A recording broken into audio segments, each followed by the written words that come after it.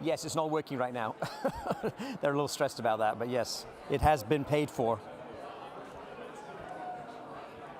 The live stream.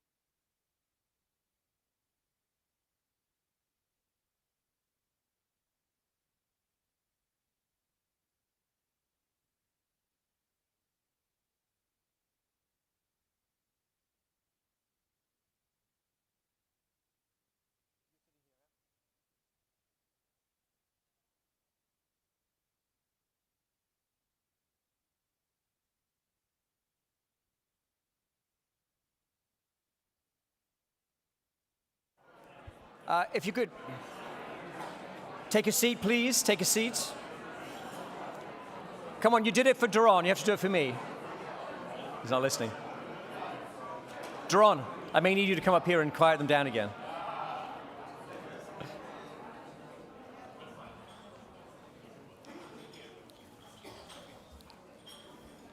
Okay, welcome back. This is our first of three panels talking about research and ideas in the space of inequality in the future of work. We've got three fantastic panelists with us. I will tell you then, my name is Simon Johnson. I'm co-director of the center. We have Atif Mian from Princeton, Antoinette Shaw from MIT, and Owen Zidar from Princeton. I will give you a little bit more introduction of each of them as they take their turns at the podium. They will present each for 10 minutes. They've got some really interesting and insightful slides. We'll have a short discussion among ourselves up here, and then we'll open up to you and hopefully take as many of your questions as we can before we wrap up at 3 o'clock. Okay, so first up is Owen. Owen is Professor of Economics and Public Affairs at Princeton's Department of Economics and the School of Public and International Affairs. He's also the Director of the Industrial Relations Section, a Research Associate at the NBR, and former co-editor of the Journal of Public Economics. Owen, 10 minutes, over to you. Great. Thank you so much for having me. And I'm going to talk about three things. Who's really rich in America, how they got there, and how they shape society. This is something that we've been working on with Eric Zwick. It's going to be a book coming out in September, so if you're interested, we have a very fledgling Substack called Everywhere Millionaire, which you can sign up for updates. Okay, so I want everyone to picture a very rich American. And chances are, if you're like most people, you might envision someone like the top of this pyramid, like Elon or Jeff Bezos or Bill Gates or Mark Zuckerberg. You know, and the conventional view of who's rich in America really puts an outsized focus on the very top of the pyramid, yet these people they make up a tiny sliver of who's actually rich in America. I think some of this conventional view of who's really rich just stems from a lot of media attention in terms of tech and finance on the coast that has its roots in the Gilded Age and isn't as rooted in data. If you try to find out who's actually rich in America, it's really hard because rich people don't answer surveys. And so, you know, basically what we do, it's amazing actually, the Fed pays, I think, like $20 million to run the SEF, and it collects a few thousand, I think it's like 6,000 people, and they have a 10% response rate at the very top, and it's just really hard to do that, and they have people working extremely hard. And so, because people don't answer surveys, you know, we have whatever is told to us, you know, and there's a lot of activity in the coast. And this shapes a conventional view about how you get rich in tech and finance, and I don't think it's very representative when you actually look in the data. And so we've been working for about a decade with the Treasury Department doing systematic work on everyone, the whole country, and everyone who shows up in tax returns.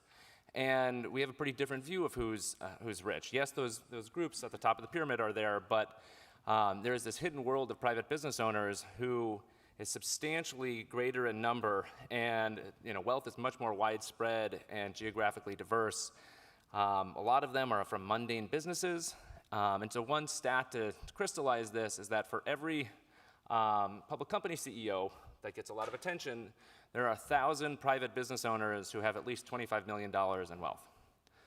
1,000 people for everyone, so there's a ton of attention on CEO pay and all these issues. But if you look at the inequality data, that's not as important as the rise of private business owners. So what this graph is showing is one of the most famous graphs in economics from Thomas Piketty and Emmanuel Saez. They show the share of the income and tax data that goes to the top 1%, and it's a big U shape over time. And so if you focus since 1960, the blue line is basically their series. And if you stop that line in 1985 and say, hold fixed the share of top 1% incomes that come from pass-through business or private business, you get the orange line, which is about half the increase in the top 1% share. So this is really quite material for the rise of top income inequality. And what's also interesting is that this happened right after a big tax reform in 1986 when personal income tax rates were lowered and corporate rates were raised a little bit. And so a lot of people formed these new entities called pass-through businesses where income shows up on tax returns. But what's really interesting for researchers like myself is that this, for the first time, created a paper trail between who owns businesses and the firms making profits and their workers, and so we could link them together and learn about who's really rich for the first time. And again, in aggregate, this group is just much more important than groups that get a lot of attention, like the Forbes 400. If you take all of the people who have $10 million or more who own a private business, they have an order of magnitude more wealth collectively than the Forbes 400. Okay, so the second question is, where did they come from? And there's interesting debates about the health of the American dream.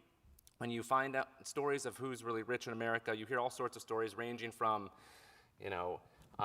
stories we tell about this family who held the wedding of the century. It was car dealers who spent $60 million to fly everyone to Paris and have Maroon 5 play, and they're a fourth generation family, so some of them inherited. But a lot of them are self-made in the sense that they didn't have a family firm. Our best guess is it's about 3 out of 4 people at the top are self-made. And if you look at data systematically on everyone who started a business since 2000, in a project I have with Raj Chetty and John Van Reenen and Eric Zwick and Guy Dossi, we find that most entrepreneurs of star businesses, so those are in the top 10% of revenue or employment growth in the beginning, come from the poor, the middle class, but that's not to say that rich people do not have very important advantages in entrepreneurship. If you look at the rate of founding, rich people have 6 times the rate of founding that poor people do in terms of parental background. So how are they getting richer?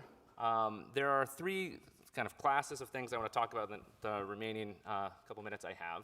So there are economic explanations, there are political explanations, and there are policy explanations. So economically, how can you get greater income? You can basically, as a business owner, you can either grow the pie or you can get a larger slice. And if you look at our data from this paper we have called Capitalists in the 21st Century, what we do is we kind of decompose income growth of private business owners into the bigger pie and greater slice part. And from 2001 to 2014, measure of the bigger pie, which is value added per worker, went up by about $10,000 per worker. And of that $10,000, business owners got about $8,000 of it. For those $8,000 in growth, about half of that came from productivity growth. And there are stories of relentless work ethics and people really doing a lot to generate more activity. But the other half came from getting a larger slice. And so what this graph shows is for firm owners in the top 1% and 0.1%, how the economic pie of their firms was divvied up between workers and owners. So if you look at the graph on the left, you can see in 2001, workers got about 62 cents out of every dollar, and that fell by about a little over 10 cents by 2014, with owners getting a larger share, especially in tax-advantaged forms, over time. So part of the economic explanation for why pass-through owners are doing well is because they're creating a larger share, or getting a larger share of a growing pie. The second thing is in the political system, it's really striking to see how represented these private business owners are in politics. And there's a political scientist, Nick Carnes from Duke, who tried to summarize the influence of rich business owners in a quip, and he said, you know, for most people, most elections comes down to an important choice. Would you rather be represented by a millionaire lawyer or a millionaire businessman? And, you know, it's true empirically, you know, decamillionaires are 10 times more likely to be in Congress than they are in the general population. And if you just look, and it's even more striking at the state and local level, by the way, especially mayors, there's low pay, and the main people who can afford to do this are business owners. If you look at tax writing committees, which is, you know, one thing I focus on, about a quarter of these people are private business owners. There are fun examples if you look in Congress, people who own McDonald's franchises, car dealers, construction firms, et cetera, and they're all over. One of my favorites was Ron Johnson, who's a senator from Wisconsin. If you follow kind of tax debates closely, the biggest business tax cut in US history, he basically held it up because he said you need to do more for these private businesses, and in the article it reports that his family owns one of these private businesses. So just to wrap up, I think this is one force that's led to a decline in tax rates, and so I think two of the main drivers of rising wealth are lower tax rates, which create a snowball of accumulation as you keep more of your pay and reinvest it in your business over a long time. I think that generates a lot of wealth, and lower interest rates and the Great Moderation also boosts valuations of long-duration things like private business. So to wrap up, there's a huge class of wealthy business owners at the top. There are a lot of policy and economic changes since the 80s that have enabled great wealth accumulation. They're geographically dispersed. There's basically an auto dealer in every district, and that really matters for their power. And I would argue that in terms of key legislation like the signature legislation, the OB3 Act in the Trump administration, you know, Elon Musk got a lot of attention for Doge and things, but in terms of this landmark legislation, he was basically a loser compared to wealthy business owners. So there are a lot of EV subsidies that got cut back and energy credits that got cut back, whereas the auto dealers in Congress got a 20% deduction that, you know, was basically cost Medicaid cuts on the order of $800 billion. There's state SALT cap workarounds, and there was even a new deduction for buying a car. And so when you look at like the details of legislation, I think you see these people everywhere. I think that's my time, so thank you.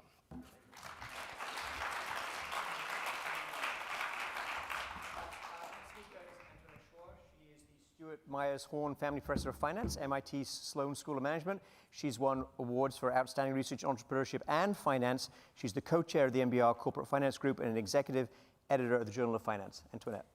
Thank you very much. So nice to be with all of you.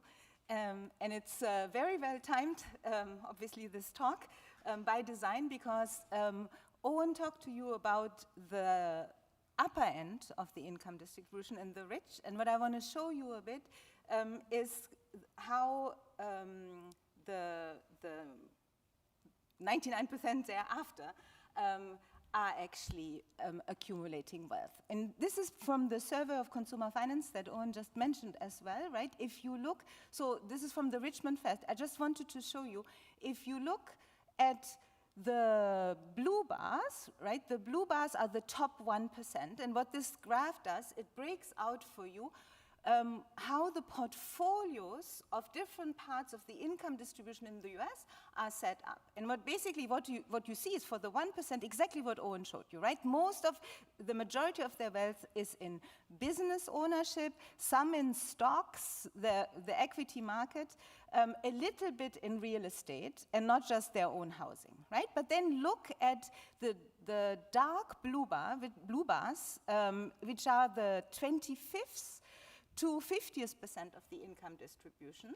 And here you see, right, why, by the way, 25th? Because people below the 25th% of the income distribution in the US are not homeowners even. And so, they are out of this picture. But what do you see, right? What you see is that the majority of people's wealth in lower income bins is due to housing and is held in real estate. And this graph is a little bit stupidly done, but I still wanted to show you this. Why is it 152%? It's because it doesn't net out the value of equity with their debt. And so what this shows you, very dramatically is not just that the majority of wealth of poorer people is in housing, but also that it's very levered housing. Right? So there's a lot of mortgage debt that is used to acquire housing. And then you see, right, when you follow the blue bars down, that becomes slightly less levered for each 25th% or each quartile of the income distribution. So why do I start with this? It's in a way to tell you, right, that for people below the, say, 5% or even 10% of the income distribution and wealth distribution in the US, right, housing is a major factor in their wealth accumulation.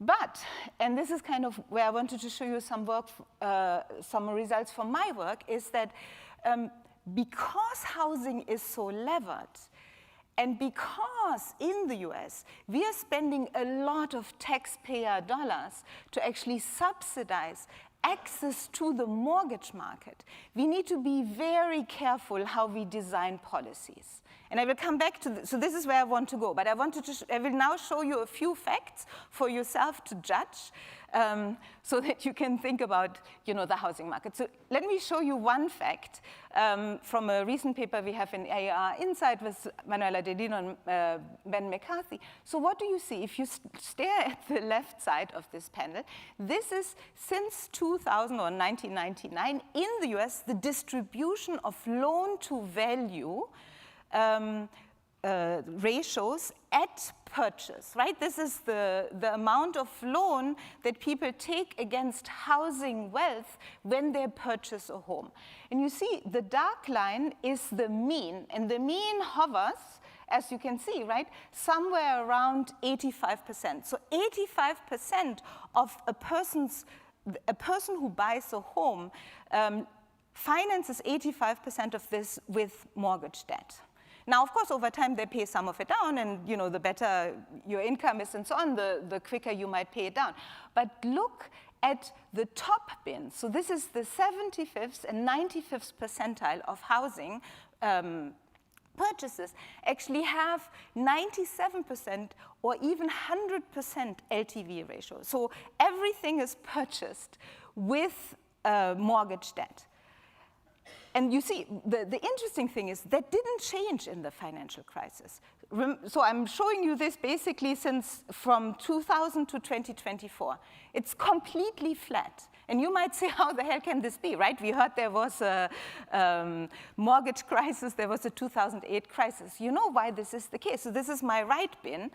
My red picture here is because all that changed is the source of the high LTV loans. And so what you see here is in red is privately underwritten high LTV loans. In blue are government insured vehicle of high LTV loans. What are those? This is basically FHA loan, Veterans Department. So these are LTVs above 90 or even 97%. Why do I show you this? It's to show you that highly levered housing or mortgage access is basically the norm in the US. And throughout, prior to the financial crisis, in the financial crisis, and especially now, it's actually government-subsidized high LTV loans, look at my blue bars here, right, that are giving people access to the housing market. Once you see this, you basically know that it's the US government underwriting a very large part of our housing market. So how is the US doing this? Or how are we doing this, right, as a regulatory body? And that's the part that I want to show you that makes me very concerned. So one quick fact is, if you look at this graph, what this graph shows you is that there was a massive disruption in who got access to credit during the financial crisis. And what do you see here is that if you look, the orange dots are across the credit score distribution, the mortgages that were made pre-2008. Yeah, I can do this. This is for 2007, but I can do this for every year pre-2011. It would look like the orange bar. But look at the blue thing. The blue thing is 2009 mortgage purchase origination. You see this massive drop-off in, basically for people below the 660 credit score bin, okay? And if I go forward, right, you would see the same graph. I didn't want to overwhelm you, right, for 2010, 11, 12, and so on. Why is this troubling? Because it basically means that people that had lower credit scores actually had much harder access to enter the housing market, given how important mortgage is. And now you might say, oh, maybe serves them well, because didn't we have just a financial crisis in 2008 where people defaulted? But I have a lot of work, which here I don't want to repeat, right? But that actually shows the housing market didn't tank because of the poor people having small mortgages with a FICO score below 660. The mortgage market tanked because rich and upper middle class people, which are the people that kept their access to mortgage credit, as my orange bar showed, right? They were the ones defaulting after 2000 or in 2008. So in some sense, we punished the wrong people, if you want, after the 2008 crisis by tightening credit to lower FICO people. Now, and lower FICO obviously is very correlated with lower income. Let me just show you. It's not just, kind of my opinion. You can see if you look at these, this is flows into housing and stock of housing. The blue bars on the bottom are the people, on the left are low FICO people, on the right are low income people. Basically what you see is that post-financial crisis, it's the low FICO and the poor people who really suffered in terms of not being able to buy into the housing market, while actually higher FICO and richer people recovered very quickly in their access to mortgage credit and also in their access, therefore, to purchases post-2008. Now, final thing, why is that so important? Because actually what the point I want to make is that it's not just regressive that we are basically subsidizing the Fannie, Freddie, hard FHA by subsidizing interest rates, but we're doing it way more so for the richer people who have better access to credit and therefore better access to housing. But that's not everything, because if you look at my graphs here, it also means by tightening credit counter-cyclically for the poorest people, you're forcing poor people to become pro-cyclical housing buyers, while you're allowing rich people to buy when prices are low. While, you see, what happens here is because we tightened credit for the lowest income and the lowest credit score bins directly after 2008, it took them till 2015 to even come back in the housing market. This is when prices already were high. Let me just quickly, because lots of people have made that point, it's even more unfortunate because young people were caught in that dislocation, probably in kind of involuntarily. I mean, the regulator didn't mean this, but younger people in the US mechanically have lower credit score because it takes time to build a credit score. And so young people with low credit had the hardest time post-2008 to start, and get into housing and so on. And of course, many people have said, right, that young people are, young families are having a problem, entering the market. But I just want to show you that there is actually a big policy component in why the market and why the access to credit acted the way it, or did not facilitate access to mortgage and therefore to housing market for younger and for poorer people. And the only thing I want to say at the end is that obviously there are many factors that play a role, and it's not just the financial structure and financial policy that plays a role here, but why I'm particularly concerned about this is number one, right? Policy is something we have hopefully a bit more control over than changing fortunes of people who are either affected by AI or not affected by AI, right? All this is much harder to control. And the other thing is, if you look at how much money we are spending in subsidizing and by guaranteeing Fannie Mac, Freddie Mae, HUD, and so on, right? The CBO, the Congressional Budget Office has estimated that about $30 billion a year is the subsidy to Fannie, the implied subsidy to Fannie, Freddie, and FHA in subsidizing more affordable mortgage rates. But remember, they're affordable for the middle and upper middle class. The poorer people, as I just wanted, try to show you, right?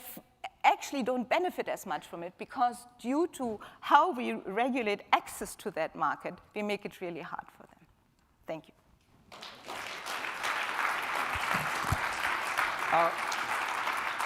Our third speaker is Atif Mian. He is the John Laporte class of 1967 Professor of Economics, Public Policy and Finance at Princeton University, Director of the Julius Rabinovich Center for Public Policy and Finance at the Woodrow Wilson School, and the author of a book, The House of Debt, which is very widely positively received on the issues he's going to speak about today. Thank you, Atif. Thanks, Simon. So I'm going to start by talking about Mariner Eckloss, who was the Fed chairman during the 30s. Quite influential, I would say. The most important, biggest Fed building is named after him in DC. But the reason I'm talking about him is that he lived through a period, Owen talked about this rising inequality, which all of us know about. He lived through the previous such episode when inequality in the US was at its highest at that time. And now we have sort of gone back to that in some sense, and perhaps even more. And in one of his testimony to Congress, he made that remark. And I want to dive into this more because, in my view, this is a very important lesson that perhaps was forgotten since then, and is actually, this is just the one main point I'm going to make, that the intuition behind this comment of his is the core, one of the core reasons behind our ongoing debt fiscal crisis. Okay, so that's the connection I'm going to try and make. I'll try and do that in the 8 minutes or so that I have. So what does he say? He says it is utterly impossible for the rich to save as much as they have been trying to save and save anything that is worth saving. Okay, he's talking about the problem of inequality interacting with the propensity of the very rich to save. So why is that a problem? Well, the basic fact that we need to keep in mind is that the propensity to save out of either income or wealth is very different across the wealth distribution. Here is one illustration of what those saving rates look like. They are extremely high at the top end. You can see that at the top 1%, the saving rate is much, much higher than the rest of the population. In fact, if you look at, this is also very important, if you look at the bottom half, their saving rate is essentially zero, which is to say they are essentially living hand to mouth. They eat what they hunt, so to speak. This is extremely important because if you think of the financial system, it has to maintain a balance between the supply of credit, which is coming from these savings that people are putting into the financial system, and the demand for those savings, which is the credit demand. That flow is disproportionately impacted, given these saving rates, that flow is disproportionately impacted by the super rich. By that, I mean the top 1%. It's a very important point, often underlooked. What that means is that when we talk about inequality from a macro finance perspective, which is what I'm doing here, it's not the Gini coefficient that matters. It's really share going to the top 1% that matters, because what really matters is what happens when you multiply that with the saving rates. And those are very different at the very top end. Okay? All right, so let's take this as, it's a very fundamental fact. Many people have shown this saving rate. Now imagine making this economy more unequal at the very top end. What's going to happen? You're going to boost the aggregate gross supply of saving. And your first response might be, especially if you're a macroeconomist, that's terrific. More saving means more investment. But here's the first kind of depressing piece of news. Investment in the US has not risen at all as a share of GDP. In fact, it has trended downwards. For whatever reason, I think that's a super interesting question, but let's take that as given, that investment is completely inelastic. Well, now we have a problem, a conundrum. If saving rates are what you're seeing here, and inequality is rising, saving is expanding, but if investment is not absorbing it, where can this saving go?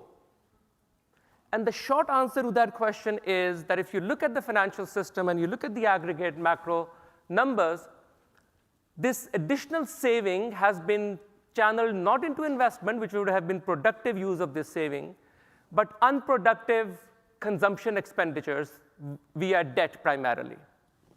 Okay?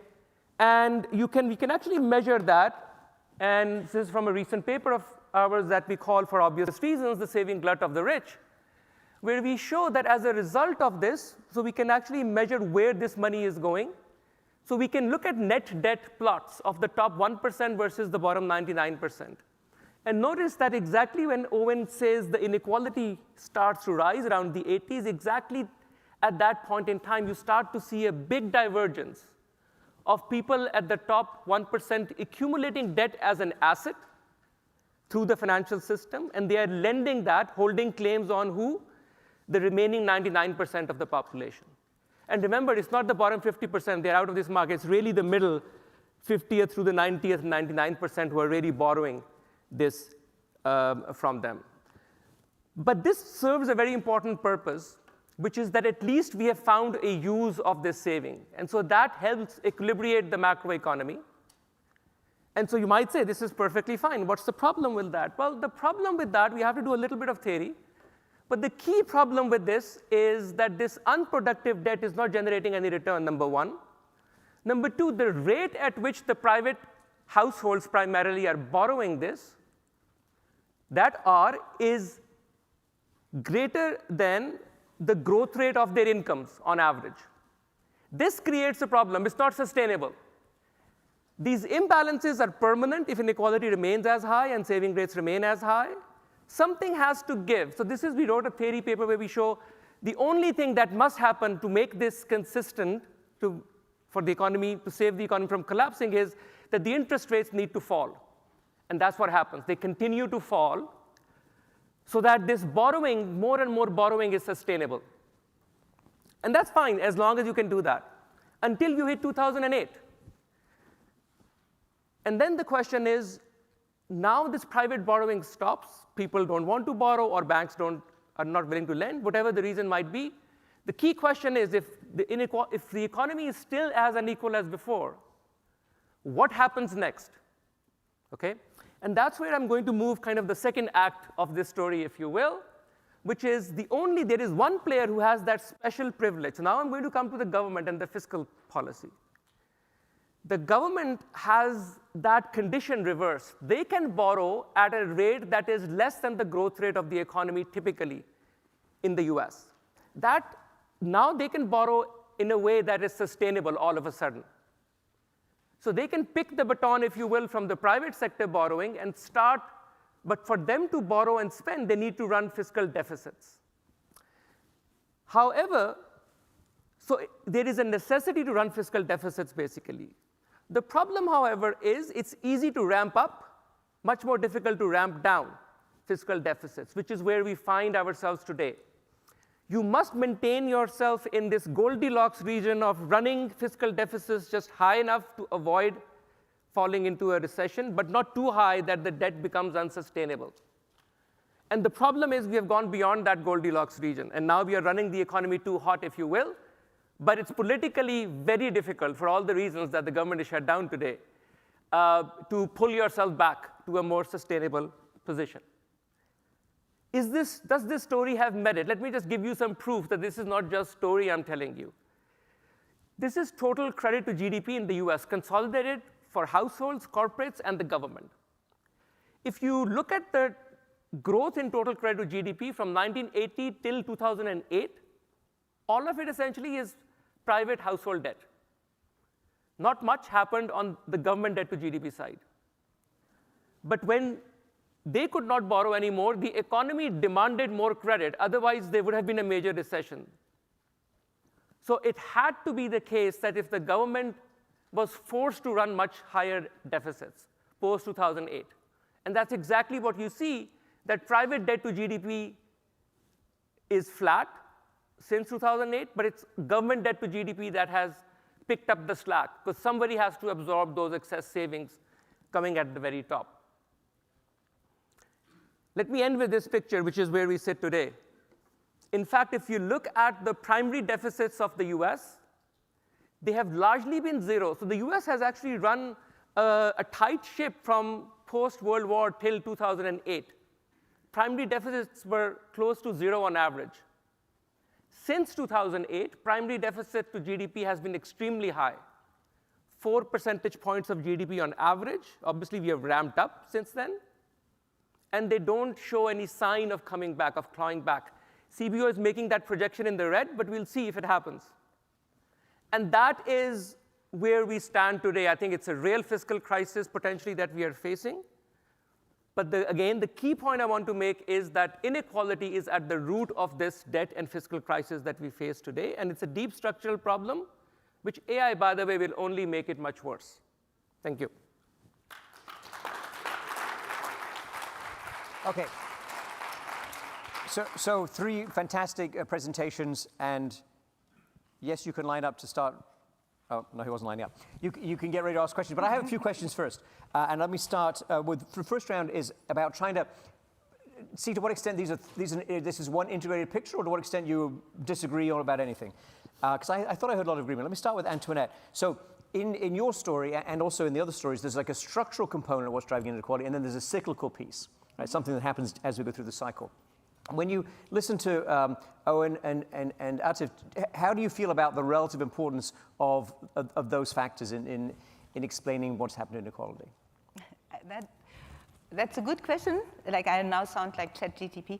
Like, wonderful question. How could you ask an even smarter one? No, but right. So it's a very good question. I think it's very hard for me to kind of pontificate on which of these stories are more important. I think they all contribute to the picture that we're seeing. And structural versus cyclical, which speaks to you? No, I think, so I would say, I was not trying to say that the story I was trying to tell is a structural one that, however, gets amplified because of the cyclical nature of it, right?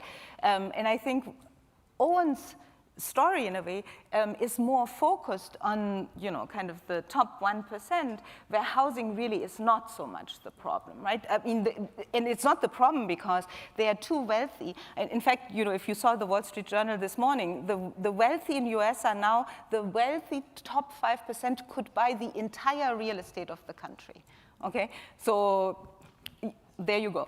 But they can't, in fact, buy enough housing, and that's maybe part of what Atif is saying, right? To satisfy, the savings demand that they are having. I think, the story for the top 1% in my mind is really interesting, and it's super important to me, because I work also on venture capital and private equity, right? I have a view on this and what might have actually fueled, even though I feel, kind of entrepreneurship really important for wealth creation in the US, but there has been a shift. I think, Atif's story, in my mind, is probably, more orthogonal to what I'm telling, because it encompasses more than just the housing market. And then the other question maybe I have for Atif is that there is, of course, an international dimension, because it's not just, right, in the US, the US wealthy using their savings to lend to the US poor, right? But there's actually a huge amount of savings glut from the rest of the world that gets recycled via the US. And in some sense, that has been fantastic for the US, right? That's why we have so many jobs in finance, even if you guys might not like finance, but it is a big driving force for American wealth creation and job creation and so on, right? Doing God's work. What? Doing God's work, the finance sector. I'm not saying that they're doing God's work, but neither is anyone else, right? I don't think that's required to allow people to have a living. So you see, I think the macro discussion, is obviously much more varied. Okay, Owen, your reactions, and also on structural, cyclical, what do you think is more important in driving inequality? I mean, I think these are long-running trends since the 80s, so I think it's more structural.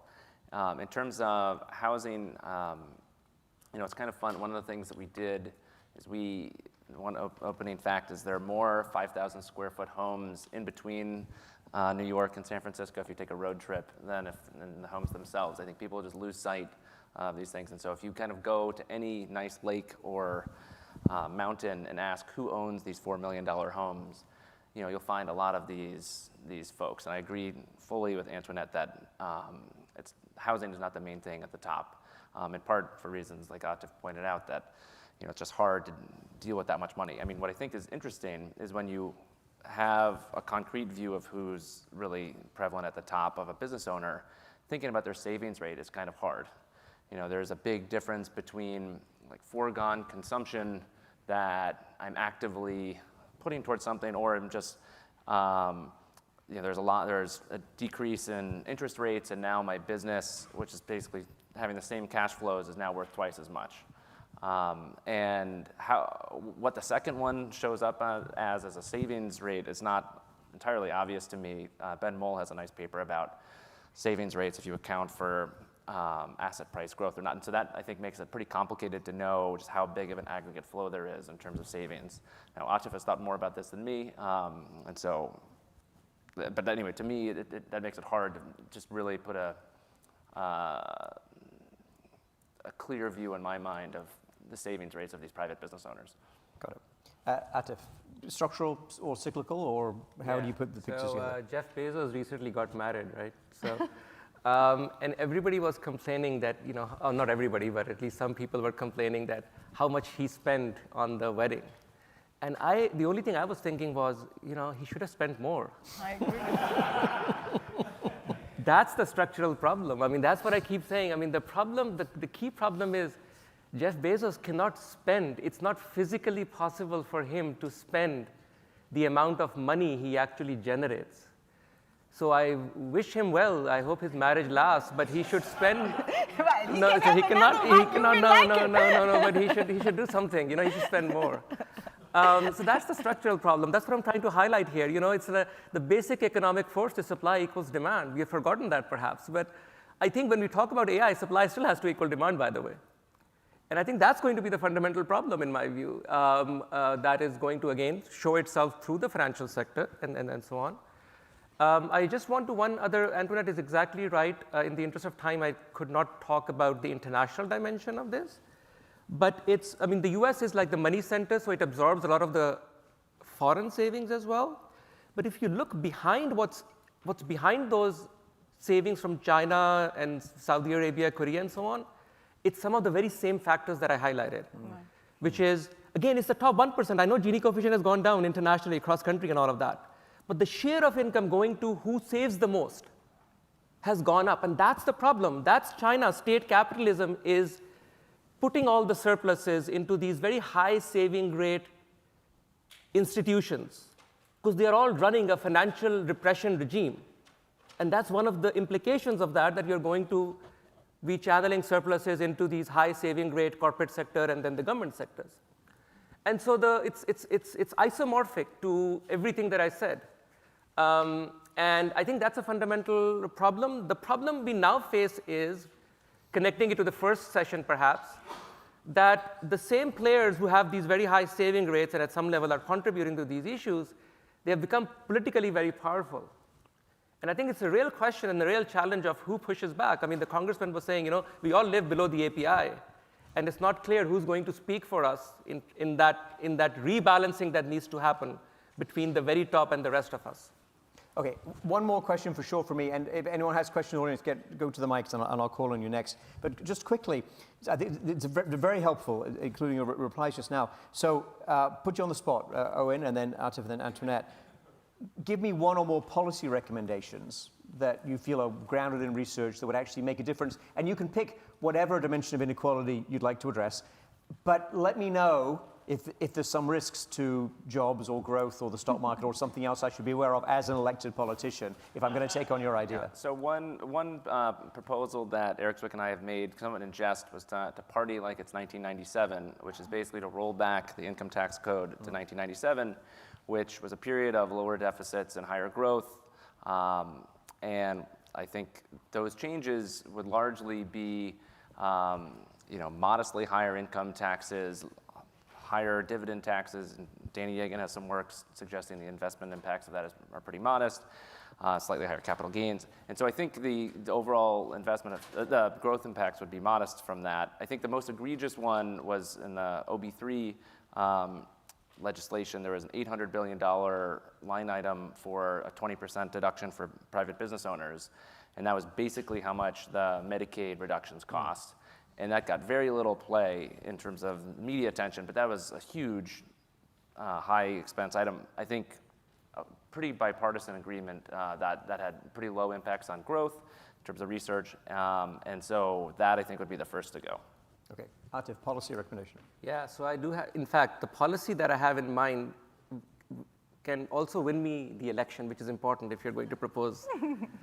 But it's going to be a bit, maybe some people kind of start putting labels on me, but to hear me through. I think first, I would like to lower taxes on income, labor income, in particular like payroll taxes and so on. I mean, I think the taxes are too high on labor income, so I would lower taxes on labor income, and middle class in particular.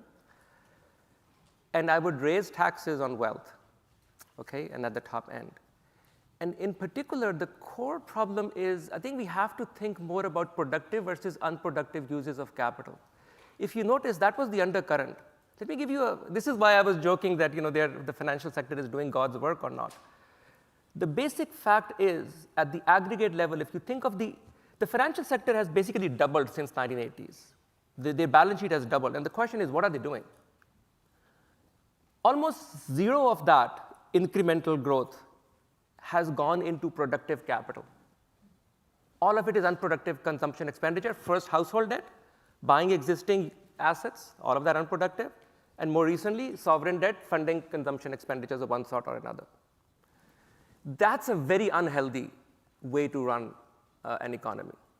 And so what's the solution? Well, you tax the thing that is not working.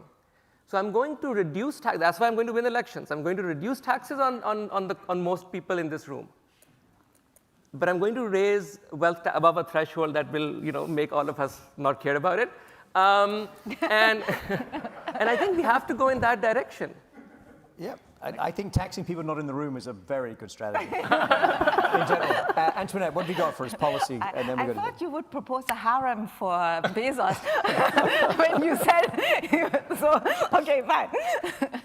So I would say, well, you're asking for two things. So one thing, actually, in the spirit of taxation, I do think that the income tax loophole for private equity, even though it's not a large amount of capital that's being raised this way, has been very distortive, because it basically means that publicly traded firms or even investment banks and other firms find it hard to compete for talent with private equity firms, because they have immediately, right, a 20% or even more advantage when hiring anyone. And so that actually distorts where the most talented people go. So that's, I think, is maybe a small thing you could say, but actually has structurally made a big difference.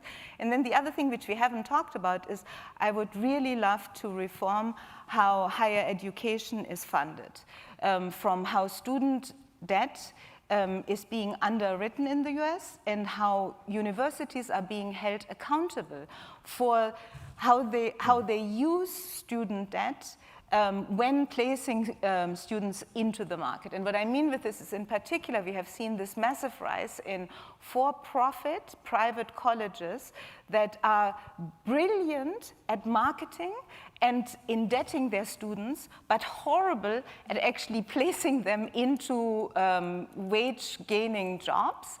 And if we just at least tested, the access to Stafford loans and student debt and made it conditional on a university actually creating graduates that then are successful in the labor market, that would already make a huge difference in my mind. Great.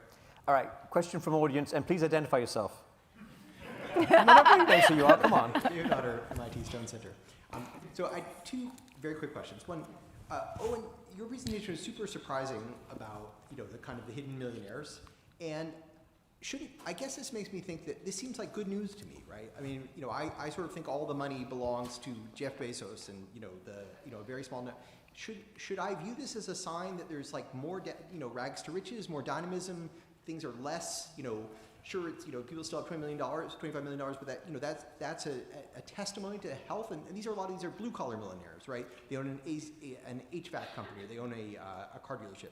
So just help me contextualize that. And then just a very quick question to Atif. Does the AI boom suddenly create use for this capital, that all of a sudden we're actually doing something productive with it? Yeah. All right, Owen. That's a great question and something we've struggled a little bit with. I think Daron had an op-ed at some point that was like, are they heroes? I can't remember. Are they evil or? Yeah, there you go, heroes or villains. And it's a bit hard to generalize. There's a bit of both. So on one hand, you have stories like Dick Portillo, who started with basically nothing, was cleaning dishes in his family bathroom. There was mustard stains on the side, and he ended up selling his hot dog business for $1 billion. Chicago, he didn't go to college. It's hard to think there's a lot of market power and monopoly rents in the hot dog business. So I think that is somewhat admirable, and it's not perfect, but I think that's some cause for hope. However, when you look at some of these other industries, from beverage distributors to auto dealers, there's a lot of regulatory capture, especially at the state and local level. Physicians, there's a lot of top physician income where we have supply shortages. So I think there's a lot of rents as well. Putting a specific number on how much of this is unproductive rents versus more productive activities is pretty hard, but I think there's a healthy mix of both. And so that's my answer to you. Atif? So David's question, if the AI investment boom is short run and not long run, it will help in the short run in absorbing that saving supply for productive reasons, which is a good thing, number one. But if it's not going to sustain in the long run, kind of doesn't matter, number one. Number two, what is very important, even if it was more permanent, what is very important is the returns to that investment. How is that distributed? If you're going to funnel the returns effectively back into the pockets of Jeff Bezos and Mark Zuckerberg, it doesn't really help in the long run. It makes things worse. Now, let me say something even more depressing than that, which is, by the way, David said be provocative, and so that's why I'm sort of, my Bernie Sanders is coming out on stage now.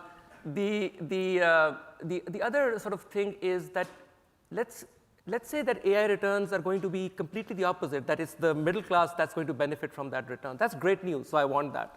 But that does have one implication, that's the depressing part. The fiscal side then must react and retrench itself. Because remember, the fiscal deficits are being run in the past to absorb those supply of savings. If we have better uses for that, that's good news. Now you must pull back, otherwise you're going to push up the interest rates too much. So there is that adjustment that needs to happen. I just want to highlight that. I guess that's the hardest part, right? I mean, you would agree, Atif, that whether this is demand or supply is really hard to know, because it's also true that the government steps in when there is a lot of shortage and when people are in dire straits. But if indeed your positive scenario came out, there would be less need for subsidizing SNAP and for basically the government having to provide the services that poorer people right now might not be able to fund themselves, right? So it's not just the government having to absorb. In fact, the government, in some sense, we would all be happy if there were certain services that the government doesn't need to provide anymore. And and I know obviously there's inefficiency in government too, but if we think about a well-functioning government. Yeah, that's right. Well, any other questions from the floor? Well, seeing none, or seeing none. Okay, there's one. Yes, go ahead. Step up to the microphone.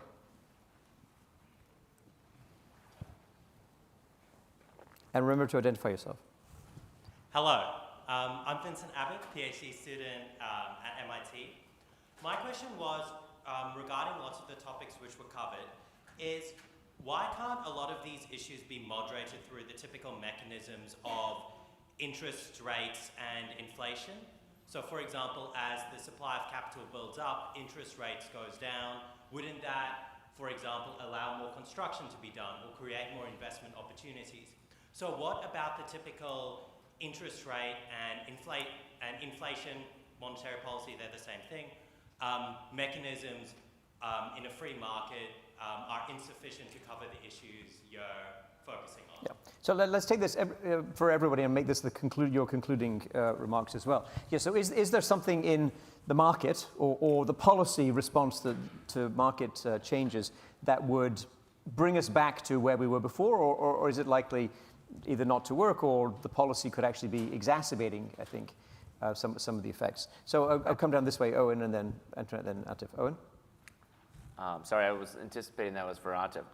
So you said, is there some, say the policy part? Yeah, so I think it's a good question, which is there something about how policy operates, like lowering interest rates, for example, either as part of a market-determined mechanism or just policy response, that would tend to pull us back to where we were before? Or do you see the natural course of events, structural and cyclical, being to widen inequality?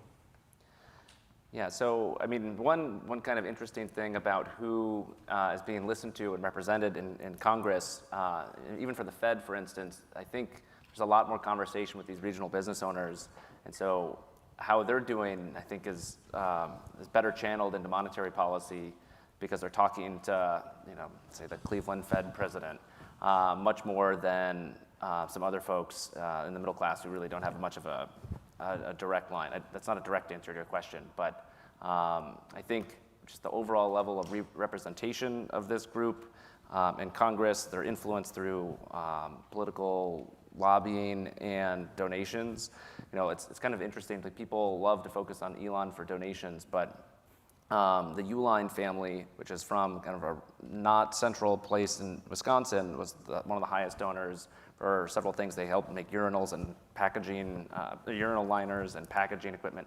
And so I think this channel for influencing policy is not going to get very much better until we have a better system of finding members of Congress from a broader range of backgrounds other than 10X business owners. Or campaign finance reform? Yes. Antoinette? Yeah, so I think it would be nice if government functions well and pulls us back from the brink.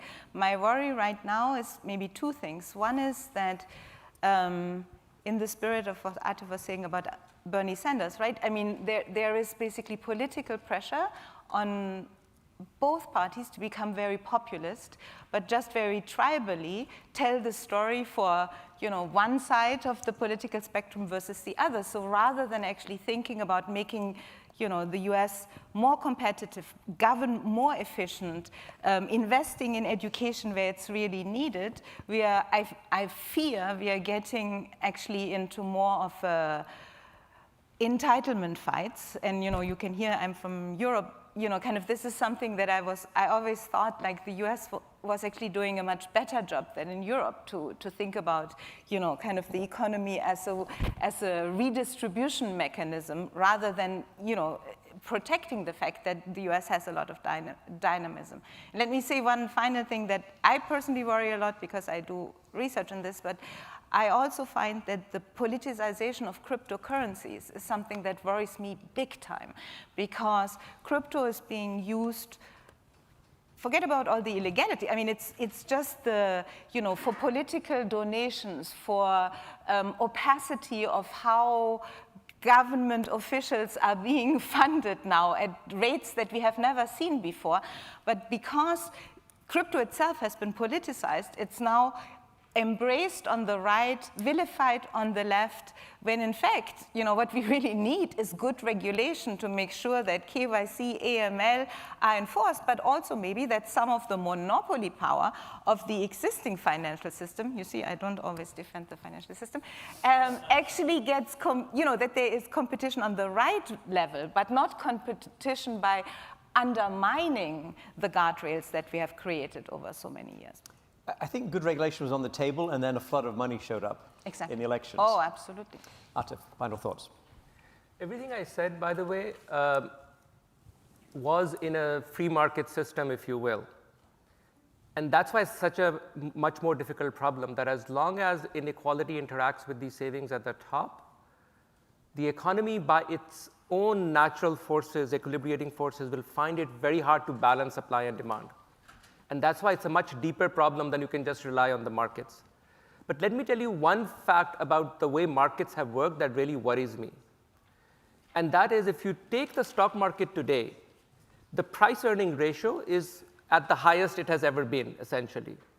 In macro jargon, we'll say Q is very high. Tobin's Q is very high. Now, if you have such high valuations, the market mechanism you hope would work is that there is a flood of investment because everyone wants to create the next company. And we absolutely don't see that in the aggregate. This is why I said in the beginning that investment is very inelastic. I think that's a very first-order puzzle that we have all suffered from. I wish it was the other way around, but and so in that sense, the markets have failed, if you wish. Perversely, since there's always a depressing angle in everything I say, so I'll end on that. The fact that this supply side or saving is very inelastic, it makes inequality even worse. Because in the absence of investment boom, interest rates fall even more, which raises asset prices even further. And whoever owns those assets, and especially if they are monopoly owners, they will become even richer. And so we have been faced with this perverse game of more inequality pushing interest rates down, which actually makes the rich even richer through the asset price feedback loop. Hence, we need to tax the wealth. Okay. Thank you very much, everyone. And we'll now take another 10-minute break because you can never have too much coffee, at least not during our conferences.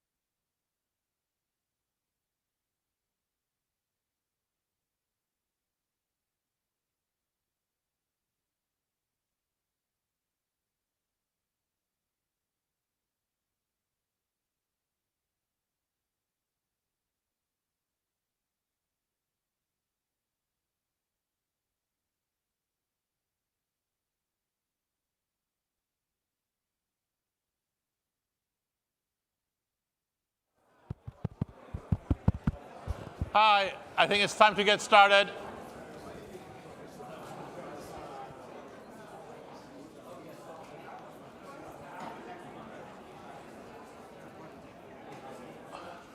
Welcome back, everybody.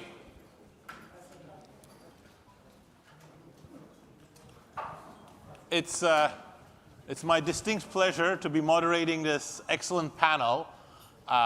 Let me just say a few words to motivate the panel why this is so important to me and I think to our center. I think there's a widespread feeling that liberalism and liberal democracy are going through a rough patch. A lot of data support that. Across the industrialized world, there's a huge amount of polarization. Trust in institutions is at an all-time low. There is very little bipartisanship, and even worse, support for democracy has reached an all-time low across many countries, especially among young people, especially in the United States and the UK. And these are topics I have spent a lot of time thinking. I have a new book coming up which was entitled Remaking Liberalism. Josh knows it very well. Now it's entitled What Happened to Liberal Democracy. But I cannot imagine a better panel to wade into these issues. You know, my argument, which I think will have some support from this panel, is that liberalism still has the best ideas, but it has committed sins of omission and sins of commission. Sins of omissions being not dealing with problems of shared prosperity, not dealing with declining quality of public services, and lack of voice, and perhaps commission being sort of underpinning a greater polarization in society with a gap between the more educated who have become very influential in politics and the less educated, the working classes, falling behind, so adding another dimension of inequality. But that's enough about my views, because I think there are more interesting ones coming through, and this panel is fantastic. So we're going to have it in a conversational manner, but let me first, for that reason, introduce all three of the speakers. To my immediate left is Josh Cohen, who is no stranger to MIT. He was our colleague for a number of years, and now Josh is doing his wonderful political philosophy and broader commentary on democracy at Apple University. And he's also a distinguished senior fellow in law, philosophy, and political science at Berkeley since 2014. And he's also taught at Stanford. And very importantly, Josh has been tireless as the editor of Boston Review, which has emerged as a wonderful publication, so thanks for all of those services. Mark Dunkelman is Senior Fellow at Searchlight Institute, a Fellow at Brown University's Watson School for International and Public Affairs, and a former Fellow at NYU's Moran Institute for Urban Management. And he's been involved both in thought leadership and politics, and very relevant, we'll see that. He's the author most recently of Why Nothing Works, which is part of what we were just talking about. And Helena Rosenblatt is Distinguished Professor of History, Political Science, and French at the Graduate Center of the City University of New York. And another very influential book on me, and I think on these issues, is A Lost History of Liberalism from Ancient Rome to the 21st Century. And she's also written on other political philosophers of the liberal type, Rousseau, Benjamin Constant, and others. And she served on many, many important public roles, and I think we're going to benefit a lot from this very diverse but informed group. So I'm going to start with Josh, and I think that's a good place to start from my point of view, because I think Josh also shares my view that there is a liberalism failure, and he has argued that is related to what the outcomes that liberalism has delivered or have failed to deliver, and has called for a more populist liberalism. What do you mean by that, and how can you defend that in light of liberalism general meaning? It's such a good question, Daron, that I wrote out an answer to it in advance. But before getting to the question, I just wanted to take a moment to congratulate you and David and Simon on the opening of this center. It's a recognition of the contributions that the three of you have made to public discussion, as David said, about fundamental issues of contemporary politics and economics. And I think everybody here owes you a great deal for those contributions. Also a lot to the affiliates of the center, to James and Kathleen Stone for supporting this effort, and also to MIT for being a home over the generations for work of this kind of public importance. Of course, with this gratitude comes great expectations. As you said, it's a dangerous time, and we need this center to succeed in helping us both understand more deeply and act with more thoughtful resolve on the topics that the center is called to address. And those are the three topics for today: the challenge of wealth inequality for shared prosperity, the challenges of new technologies for the future of good jobs, and our topic for this session, the challenge of both for the sustainability of liberal democracy. So turning to the topic, the title of our session is Reinventing Liberalism in a Populist Era. So let me start by saying how I think about liberalism. So some people think of liberalism as a kind of general outlook on life, a philosophy of life, maybe a broad-minded sensibility. You find this in a 1941 poem by Robert Frost, who defined a liberal as someone who's too broad-minded to take his own side in a quarrel. Or maybe it's not broad-mindedness, but the importance of choosing our own path or of autonomy. And on all of these views, whether it's broad-mindedness or choice or autonomy, liberalism is, and here I borrow a term from John Rawls, it's a comprehensive outlook on all of life, a guide to all action and all relationships. And liberal political ideas are just the application of that comprehensive outlook to the department of politics. So I think we should resist those views and think of liberalism in a specifically political register. Liberalism, thus understood, as I interpret it, has four main commitments. First, to basic political and personal liberties as having some kind of priority. Secondly, to fair opportunities for all. Third, to shared prosperity with decent levels of resources for making use of those opportunities. And fourth, to the idea that when it comes to law and policy, each person's life matters equally. Understood that way, liberalism is a kind of a thin view, and in two ways, both of which are, I think, virtues because they make liberalism more pluralistic. And let me explain the two ways. First, as we all know, there are secular liberals, Catholic liberals, Muslim liberals, Jewish liberals, Hindu liberals. Of course, not all secularists or Catholics or Muslims or Hindus or Jews are liberals, but those conflicting, comprehensive outlooks can each be interpreted in a way that supports liberalism, as I've defined it, as a political outlook. And by emphasizing the plurality of paths to liberalism, the thin conception, political conception of liberalism has, I think, a powerful practical virtue. So think of liberalism as a set of ideas that are supposed to provide the basis for political argument. If we understand it that way, then we don't want to impose hurdles to joining public discussion by making it an exclusive club.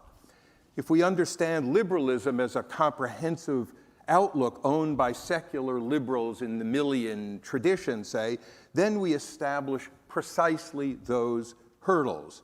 So keep our ideas about liberalism more minimal, focused on ideas that can be shared by people who disagree profoundly about life's ultimate questions. The interpretation of liberalism is thin in a second way. The four ideas that I mentioned about liberties, about equality, opportunity, about shared prosperity, and about equality, they're open to very different interpretations, from classical liberalism to more social democratic liberalism. Some interpretations of shared prosperity, for example, probably shared by us, have a more egalitarian view of fair distribution, which other liberalisms reject. That captures the reality of liberalism, that there are many. In Capitalism and Freedom, Milton Friedman said, equality comes sharply into conflict with freedom. One must choose. One cannot be both an egalitarian and a liberal. I think that's a profoundly sectarian misconception of liberalism. And appreciating this plurality of liberalisms connects powerfully with how to think about tensions between liberalism and populism. People who understand liberalism as thinner, as more open to variety, as more inclusive, will be less inclined to dismiss populism as somehow intrinsically hostile to liberalism, which is, I think, a disastrous and unforced error. In the United States, since the People's Party, the populist impulse is in part a matter of righteous anger, not status anxiety, but righteous anger directed precisely against failures to deliver on promises of opportunity and shared prosperity. Populists direct that anger at elites, especially political, cultural, and intellectual elites, because they repeatedly made those promises and failed repeatedly to deliver on them and provided repeated excuses for the failures. These are powerful complaints, even if they're not always taken in constructive directions. So thinking about liberalism in the way I have described, not as a comprehensive moral outlook or a cultural sensibility, but a political framework, opens a space for real engagement with populism, which has historically been a source of some of the central ideas about the shame of inequality and the dignity of work that animate this center. That's how I understand one of the central tasks of reinventing liberalism in a populist era. Thank you, Josh. That's fantastic. We'll come back to some of these themes in the second round, but now I'm moving to Mark, I think who shares your and my sort of focus on left liberalism and in Why Nothing Works. Mark has identified these two impulses, Jeffersonian and Hamiltonian, and he'll explain them, but I'm not going to paraphrase it. But I think the conclusion that follows is that you're quite optimistic, even more optimistic than Josh, that the current crisis is just an episodic one, and with the right balancing of the Jeffersonian bottom-up impulses and the Hamiltonian top-down try to improve things for the masses impulses, we can have a vibrant liberalism. Yeah. So, first of all, I want to share Josh's appreciation of this terrific center, and I'm so grateful to be able to be part of this event. About a decade ago, I was taking the train into New York City and reading The Power Broker, which I don't know how many people here will have read. Here's someone who's read it. Many more of you will have it on your shelf just to show off. It's 1,500 pages and very dense, beautifully written. And it's about the most important man, the most powerful man in New York City from the 1930s to the 1960s, Robert Moses, who with sort of a wave of his hand could build highways and housing projects and whatnot. There's a chapter in it called 1 Mile, which is particularly powerful about him building the Cross Bronx Expressway through a series of working class neighborhoods with everyone screaming at him not to do it or do a different route or do something else, and he didn't care, he had so much power. And I was reading this book, or rereading it, I wouldn't brag to say, as I came into Penn Station, which is the world's second most heavily trafficked transit hub. And as anyone here who's taken the train to New York City knows, it's a rat's nest. It is just disgusting. And the question in my mind as I was pulling out of the train was, how is it that 50 years ago in the 1950s, Robert Moses was able to do this huge project with everyone screaming no, and now we have this incredibly important piece of public infrastructure that everyone wants to improve and we can't get anything done? And so that was like a decade, 12 years ago, and I didn't have a good answer. I thought as a Knicks fan, oh, this has got to be the Dolans who did this. But it turned out that as I researched it for several years, that the Dolans were not particularly helpful, but they weren't really the problem. The problem was that if you looked across the whole spectrum of people who had vested interests in that little bit of Manhattan, the state, the city, Amtrak, the Long Island Railroad, Vornado, which owns a lot of the nearby real estate, the Dolans who own Madison Square Garden, all of these different interests, they all had slightly different variations of what they wanted to be done and how it should be done. And there was no powerful interest that could resolve their differences. And so the project just stood dormant for decade upon decade. And I began to wonder whether that was some sort of parable for what had happened more broadly to liberalism.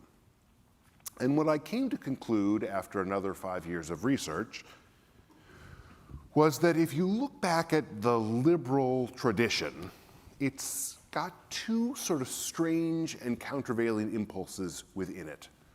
One, which I call the Hamiltonian impulse, is what we as liberals would want to apply to a tragedy of the common. There's no good sewer system in the neighborhood. There's no good schools, whatever it is. Some problem that we as individuals can't solve for ourselves. And when we can't solve it for ourselves, what we need to do is we need to collect our power and push it up into some institution that will solve it for us. That big institution will build the highway, will whatever. It's a big Hamiltonian institution because that's what Alexander Hamilton had wanted, a big, powerful, centralized institution. Sort of the classic example, maybe the best example in America, is the Tennessee Valley Authority, which took an area that's roughly the size of England and which was impoverished in the 1930s and turned it into a vibrant region of the country. The second example, though, is the second story we have, which is the Jeffersonian story, is that there is some power above us that is stealing our own autonomy, that is telling us what to do when we don't like it. And we want to push that power and push it back down to individuals who are being coerced by the man, by the establishment. In our present day, we both, as liberals, are prone in the context of climate change to want to push power up in a Hamiltonian sense into institutions that will tell carbon emitters to stop, because we can't do that on our own. And we are prone to push reproductive rights back down to women so that some bureaucrat doesn't tell them what they can do with their bodies. And over the course of the history of progressivism, these two warring impulses have played against each other in a yin and yang kind of fashion for the whole of our history. For the first 70 years of liberalism, it was the Hamiltonian progressive tradition which really prevailed in most cases. That's why we had the TVA, but it's also why we had Robert McNamara and Robert Moses and all of these sort of the Jim Crow South, the powerful, oppressive, coercive, colonial things that progressives today look so derisively on. And so in the 1960s and the 1970s, the Jeffersonian progressive tradition began to find its level. And for the last 50 years, the beating heart of progressivism, the prevailing zeitgeist, has been how do we make it so that an oppressive, centralized authority above us does not oppress ordinary, powerless communities like Robert Moses did in the South Bronx. And so sort of we can go through lots of examples, but the classic now is the Biden administration's effort to build electric vehicle chargers all around the country. They spent $7.5 billion, and that was 3 years before he left office. And for a whole variety of reasons, lots of hardworking people trying to work on it, there were so many roadblocks to them actually deploying the money that by the time he'd left office, only 58 chargers had been put online. $7.5 billion for 58 chargers. I'm not a math student, but that's not a great ratio. And in that kind of context, it's hard to imagine that ordinary Americans would want to invest in liberalism or believe that government could work. I believe that these two things can be rebalanced. I'm very bullish on that happening. I think we can talk more about it, but that I think is a focus and a lens for which we can understand the current problems and a reason for us to be bullish moving forward. Thank you very much, Mark. Helena, now you have a very different perspective, partly because as the lost history of liberalism illustrates, there is a lot to the philosophy of liberalism that goes back. Some of it has been changing, some of the core remains with us, but it sort of paints this very jaded picture of all these sorts of ideas of liberalism. But there are also limits. Some people like John Gray, I think, would take issue with, Mark's, Josh's, and my optimism. So he says liberalism is dead, get used to it. So I think you also have some doubts as to how adaptive liberalism can be without some further rethink. So we would love to hear about that. Well, great. Thank you. Thank you very much for inviting me, and thanks all of you for listening. I think that we have different approaches to the way we study liberalism, although they're not necessarily in conflict. So for me, I'd just like to say that we talk about liberal democracy as if this is a given, and as if liberalism and democracy are complementary, natural allies. And this historically is incorrect. Democracy goes back to ancient Greece when it meant people power. And for 2,000 years or so, it was considered the worst form of government imaginable. I mean, how could you have the people exercising political power directly? Particularly in large countries, didn't even work, right? Liberalism, as a self-conscious movement, was really born in the 19th century, early 19th century. That's when the word was coined. That's when you have theorists discussing what liberalism stands for. And what did it, and there's a strong argument to be made, and I make it in my book, is that it was really, others have made it as well, that liberalism was really invented to contain democracy, to make it safe, to tame it. It stood for, in the very beginning, it stood for constitutional government, representative government, civil equality, the rule of law, and safeguards in place for the individual, such as freedom of the press, freedom of speech, freedom to buy and sell property. Civil equality was very, very important, but not political equality. Liberals were very wary of the masses. And there was reasons for this. So we're talking about 1812, 1814, when the cluster of ideas that we can refer to as early liberalism came together. That was in the wake of the French Revolution. And they had witnessed, these early liberals, of the revolution and its derailment into terror. The early period was for them a wonderful period. That's when these concepts were put into place, the Constitution, the rule of law, and all these protections. But during the terror, it had derailed, and they had seen what they regarded as the irrational responses of the people, their uprisings, that they're prone to violence, they don't even know their own interests, and in order to participate in government, you needed what they called capacity. You needed, and how do you get capacity? Is by having enough property in order to have the time to devote yourself, to educate yourself.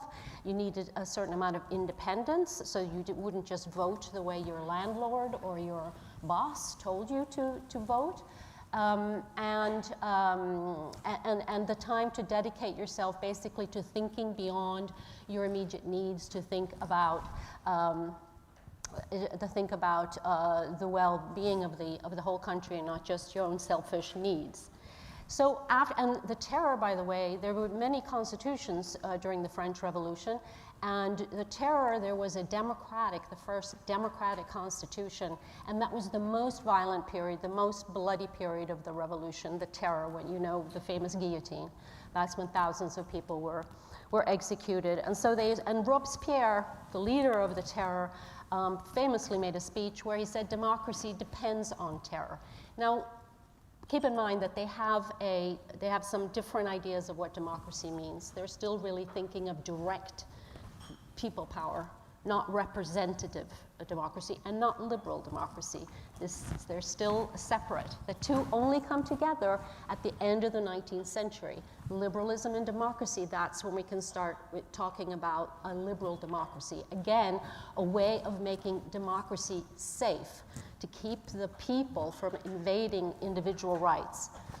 So they saw the terror, and then they saw Napoleon. I would call him maybe the first populist leader that we've seen in modern times, who ruled by plebiscite, who started out, the liberals at first liked him, thought that he would bring peace to France and stabilize and protect the liberal accomplishments of the revolution. But he became a despot and a demagogue, and the people loved him. He was popular. He ruled by plebiscite, direct communication with the people, which is really what populism is, right? He said, I am the people. I know better than these representatives that you have. I don't need intermediate institutions to do what's best for the people. I know the people. I am, like I am the state kind of thing. And so this was one of the reasons why they had so little desire for democracy, so much fear or even sometimes disdain. And if you go across the 19th century, I mean, people like Tocqueville was very skeptical about democracy. John Stuart Mill was not for democracy. Therefore, civil equality. I want to make sure that they really believed in something like government of the best, government for the people, but not by the people.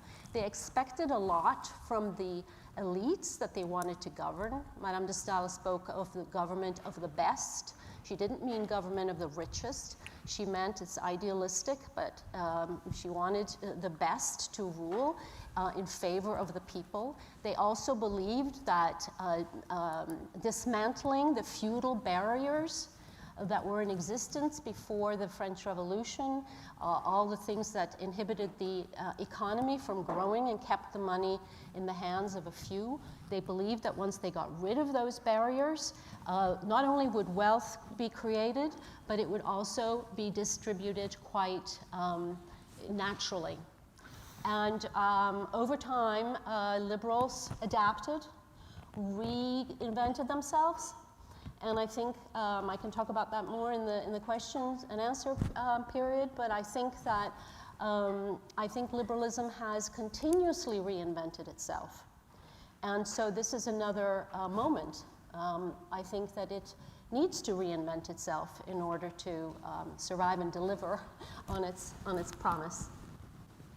Thank you, Helena. That's very fascinating. I think it gives us a lot to sort of chew on in the rest. So we'll go do another round of follow-ups. And of course, please feel free to sort of respond to each other as well. But my questions will also follow that. But just to show my colors, I am a huge fan of Helena's book. But I do think, despite some tensions in my mind, there are two aspects of liberalism that is actually a fellow traveler with democracy. I mean, the first one, I think that if we take a slightly more expansive definition of individual liberty, especially like, for example, like the Republican thinkers, like Skinner, Pettit, etc., do, you have to have some say in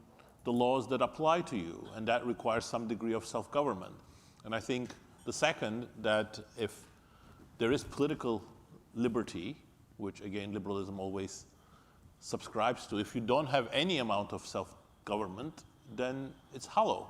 How can you say people are free to express their opinions and politically participate, but then take the power away from them? But the tensions are there, so that's why I think the reinvention is very, very important. I think Josh has thought a lot about these issues. But I want to hear from Josh on this, but also especially, how this populist era, which is so polarized, complicates your project, and how populist energy is channeled. I mean, if it's channeled like it is in the United States, are you still seeing the path to liberalism with populism? So, 2 points. First, well, 3 points. First, on the issues about the relationship between liberalism and democracy, I was very careful in saying what I said, not to say that I was offering a definition of liberalism. There's a nice remark that Nietzsche made in the Genealogy of Morals, which I'll paraphrase this way. He essentially said, either an idea can have a definition or it can have a history. It can't have both. So I think much in the spirit of what Helena said, there's been an evolution in the understanding of these two ideas. So I was offering a particular interpretation for certain practical purposes first. Secondly, at a high-level point about the relationship between liberalism and democracy, I mean, there are some, starting from the, you were grabbing from the democracy end of the stick, I mean, there are some basic liberties of expression, association, for example, that are not limits on democracy. They're part of what it means to have a democracy in the first place. So they can't be, those liberties can't be up for grabs. There are others, more complicated, though I actually think in an odd way the same extends to religious liberty. So I think it's easy to overstate the tensions between liberalism and democracy rather than to see the two of them as having some kind of mutual playing some role in mutual interpretation. On the third point is, you know, I don't regard myself, I think there's a large difference between optimism and hope. I'm not particularly optimistic, I'm hopeful about the prospects for liberal democracy. And part of my hope comes from the fact that I think that a taproot of, as I said, a taproot of many of the animating concerns that have driven populism comes from people having entirely understandable, legitimate, lots of people, you, me, complaints, criticisms, righteous anger, righteous because it's justified. Justified by what? By the fact that opportunity has collapsed for lots of people. Justified by the fact that shared prosperity is honored more frequently in the breach. You know, Atif's comments on wealth inequality. I think one of the recommendations I have for the center is that you should establish the John Hobson Prize in Underconsumption Studies. There's a long tradition of, but when people complain about wealth inequality, well, are we supposed to dismiss that? Think that that's status anxiety? I don't think Atif is anxious about his status.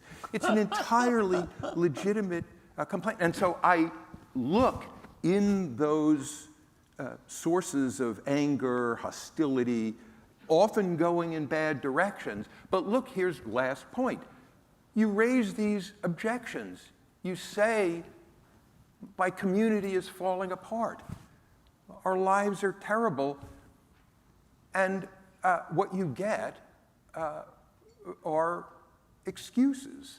I mean, practically speaking, what you get are, yes, I understand, and you get excuses. That, I do think, has been the sad state of the Democratic Party in this country. People are waking up to that now. But anyway, my source of hope comes from thinking that the fundamental drivers of a bunch of populism come from people having a righteous anger directed to those failures. So it's like Lincoln in Cooper Union when he said that he had a kind of quiet confidence in the ultimate justice of the people. What better hope is there?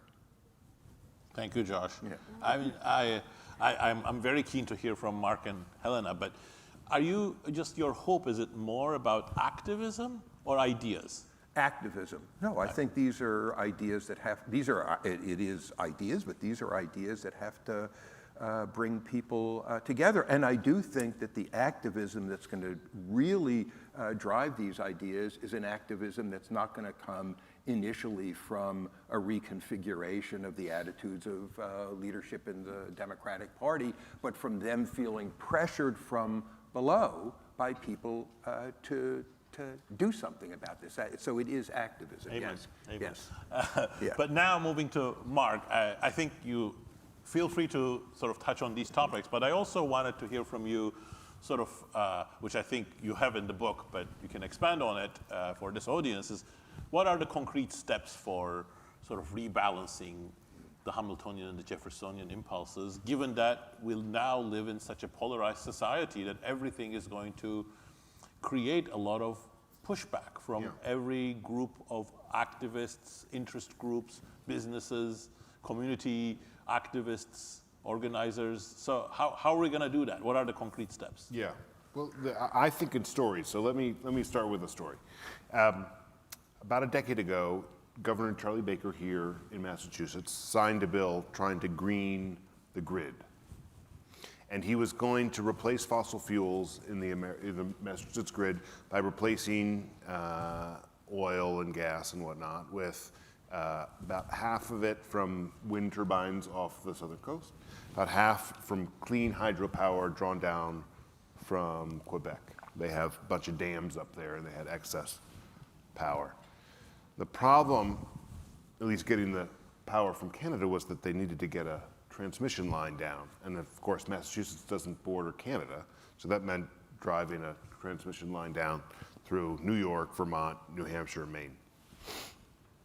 Originally, Baker cut a deal with the New Hampshire government, and everyone was all excited because Massachusetts was going to cover the cost and give New Hampshire some money, and it was going to be great.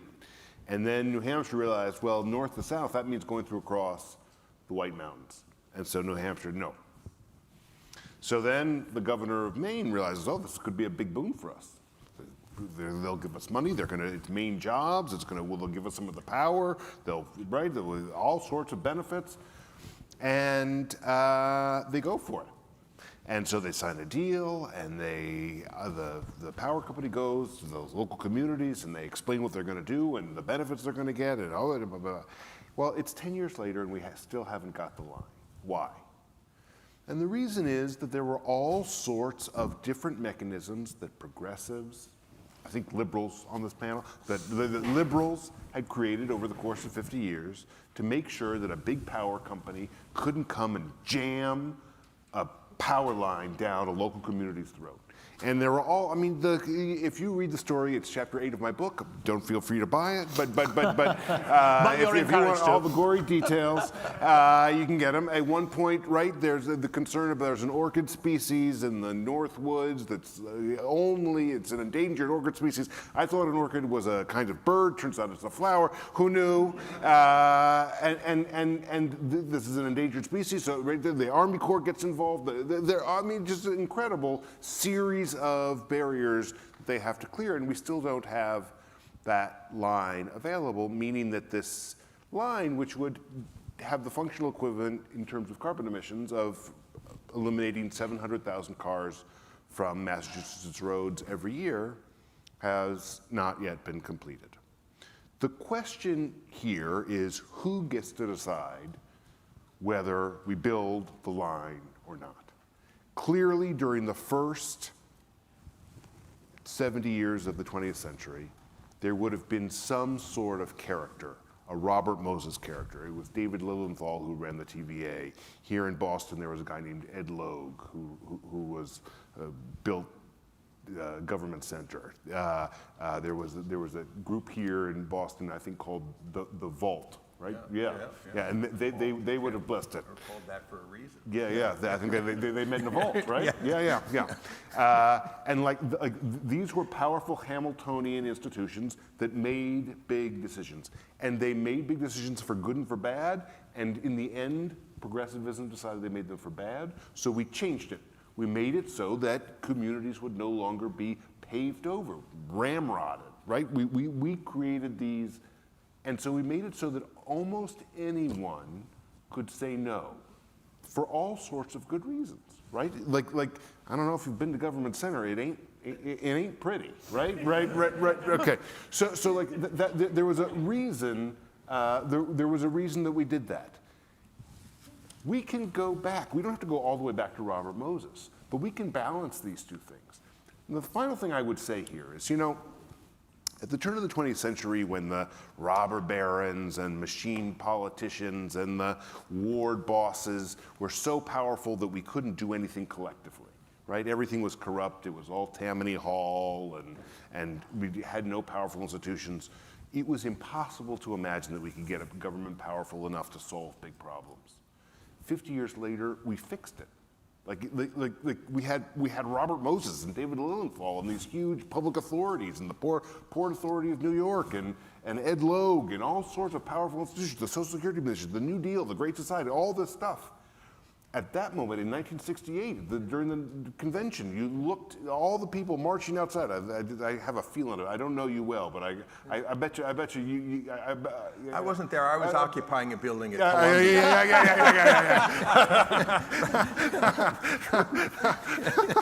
Sometimes when it looks like a duck. But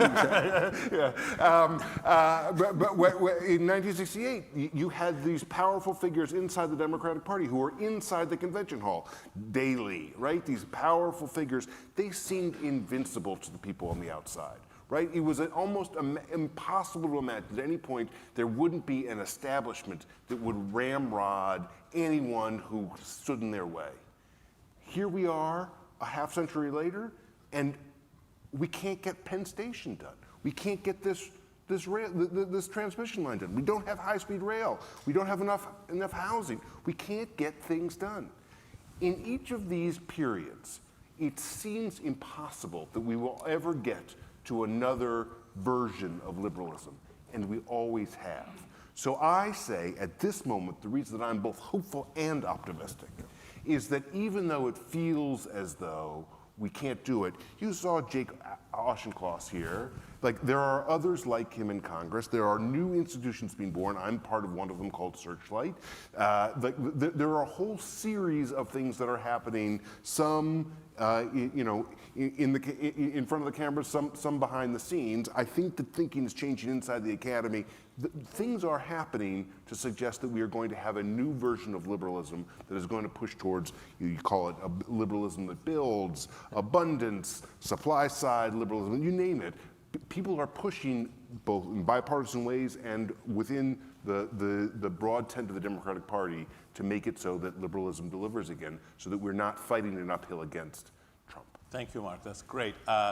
Before I go to Helena, please feel free to line up for the Q&A, which we're going to start after Helena's turn. And I want to just say two things before I give the floor to you. The first one is, I think, I would love to hear your sort of response on liberalism and democracy to the optimism or hopefulness that there is, but also more specifically, I agree with, I learned it from your book, I agree with your history, but you also said it, and I think it's in the nature of liberalism as a framework that it frequently reinvents itself. Why can't it reinvent itself that it is even more consistent with democracy? And in some sense, you agree with the rest of the panel. I do indeed. We speak about the liberal crisis that we're going through, and it's real and scary. But liberalism was born in crisis. I mentioned earlier that it was really when it came together as a movement and as a cluster of concepts, was in the French Revolution. An incredibly polarized situation, civil war, foreign wars, pretty much anarchy in the country. And it came together it really was conceived to solve these problems. And liberals were actually very pragmatic. They were centrists, they were gradualists. They did not want to go back to the pre-revolution. They didn't want revolution or reaction. They wanted slow reform in a certain direction. Now, jump to in 19th century with new problems, not just authoritarian rulers, but industrialization. new problems that arose. Pauperism, they called a new word invented in the cities. People stuck in poverty could not rise up as they had kind of thought that they would with the economy being liberalized. They thought, but they were seeing they're stuck in poverty, there's exploitation. At that point, liberals start saying, hey, we need to look at the social problem. We need to do stuff to help these people. We need to regulate. We need some distribution. We need factory hours and so on. And this thing in England called new liberalism was invented. This is also when the libertarian wing detaches itself, because the libertarians say, no, stay the course. We haven't deregulated enough. And so there's these two liberalisms that happen. But just to say that they can reinvent themselves. And I do want to say one thing, which is I'm a little less optimistic about upward pressure. I find that, and I'm optimistic in the sense that I think liberals coming together, I agree there's signs in my academic world that things are, I think people are beginning to understand the need to kind of rethink themselves maybe, and there are centers around the country like this one and others that are discussing these issues. But I'm concerned about consumerism, widespread consumerism, and I'm concerned, of course, with AI and social media. And the congressman, the representative this morning, spoke about what it's actually doing to people's brains. And that is very, very concerning. Liberals from the very beginning were also very concerned with education, with self-improvement. They were moralists, the early ones. Oh, sorry. And liberalism, I'll say one more thing. Liberalism has, the root is liber. And liber, and goes back to Latin times, and it meant in Latin both freedom and generosity. It means, and that translates into toleration of others, and compassion. And I believe that these two concepts, freedom and generosity, over time have been, there's been new ways of expressing it, or the policies that go with it. So I'm hoping that there's a way that those can come together again. But last thing, Madame de Stael spoke about leaders more than she was hoping for good leaders. She was disappointed her whole life. And I'm just hoping that actually we do need a very good politicians to take the lead here. Thank you, Helena. That's fantastic. And I have many more questions, but I'm hoping others in the audience do as well. Suzanne, please. Of course.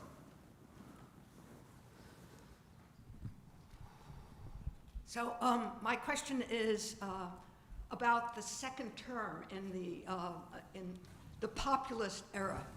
And I think if there's one that none of you have really talked about, the populist era, and if there's one fact about it is that it gets stuff done. The East Wing of the White House came down in short order, and presumably the new ballroom will go up in rapid order as well.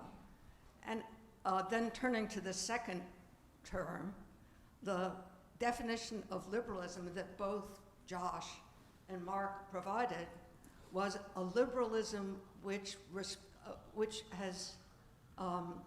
is basically responsive to anger, popular anger about things that should have been done, like more prosperity, more good communities, remaking Grand Central Station, and which weren't done. And it seems to me that it's extremely difficult to define liberalism in terms of those things that haven't been done in a populist era whose major characteristic is the overwhelming power of a ruler to get things done without any respect or any limitation. So I'd like to ask the panelists, what about the rule of law as it relates to liberalism? What about the idea that there needs to be some limits limits on what exactly government can do that intervenes in the life of private people? Is it acceptable if we think that there's too much illegal immigration, which I think most Americans actually do believe? Is it acceptable to have agents with masks plucking people off the street? Thank you, Suzanne. Who wants to take that on? I favor the rule of law. I mean, it's not making light of a very serious issue. Thanks, Suzanne, for the question. My probably somewhat obscure remark about the relationship between protections of rights and democracy was intended to go to that issue. I don't think of the rule of law as a limitation on democracy. I think it's one of the things that makes democracy possible. And just to make the point more concrete, if you take some of the rights, I don't say this covers all, but if you take some of the rights that get rule of law protections, and I'll say again, rights of political participation, rights of freedom of expression, I think rights of religious liberty, rights of freedom of association. I don't regard those as limitations on what democracy is permitted to do. I regard keeping faith with those rights as part of what makes democracy possible. It does require limits on what the majority can do, but the majority can only serve as the tribune for the people under circumstances in which the people have a voice, and that means that you protect those rights. So, I mean, there's a longer story here, but I think I think of the rule of law as one of the elements that's required for democracy. And one last point. Let me preface this by saying Mark gave a kind of tepid advertisement for his book. I'll give a stronger one. It's a fantastic book. Everybody should read it. And if you have a choice between reading it and reading another book that's gotten a lot of play, the one by Ezra and Derek, I'd say read his. It's a much richer and more interesting book. But I don't think that the case for liberalism or liberal democracy is principally that it's capable of getting things done. I think it has to get things done in order to be sustainable. But I think of the case for it as being more intrinsic. It's a way of treating people as equals with the respect and concern to which they're entitled. And then the challenge for liberalism or liberal democracy, is to make sure that keeping faith with those values is consistent with getting things done. If some other order is better able to get things done, but is miserable in other respects, I think that democracy is to be favored, but it can't fail on getting things done. There's some threshold level that it needs to have. I agree with everything, including the advertisements for Mark's book, but Mark wants to come in. Well, you called it a tepid endorsement of my own book. I will say that I just handed in the foreword to the paperback edition, and it addresses this very point. Yeah. So I would urge you both to buy the hardcover and the paperback. Yeah. Okay, now you're more full-throated. That's good. My answer to that is that we've got a continuum here where we've got one person who makes all the decisions and a rule of law that makes it impossible to do anything. And we on the liberal spectrum have gone so far to the end of the spectrum where you can't build this transmission line that makes so much sense from Quebec to Massachusetts. You can't build high-speed rail, you can't build enough housing, you can't do this, you can't do that. That spurs ordinary people who want government to work into the populist camp, that we did this to ourselves. If you want to stop Trump, eliminate the sowing the seeds of populism by making government properly balance individual rights and the will of the many. Because there needs to be some way to be able to come to some sort of conclusion. The problem is that since the 1960s, 70s, Congressman Auchincloss mentioned the National Environmental Policy Act, NEPA, passed in 1970. It was supposed to basically be that highway engineers passed each other in a hallway, said, is there some less destructive way to build that highway? I don't know. All right. Right? That was basically what the law, it was meant to be a nothing burger.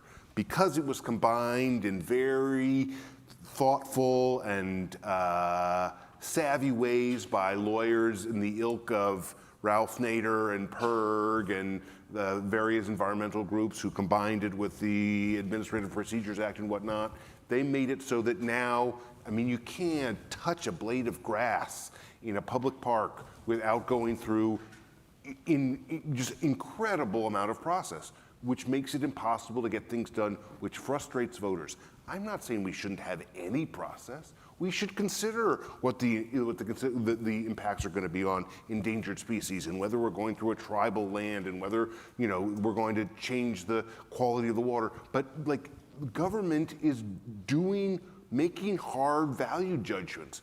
Is it worth it to go through someone's farm if we're going to build a high-speed rail that takes a lot of people off the road so we have fewer emissions? That person has lost his or her farm. Lots of people are off the roads.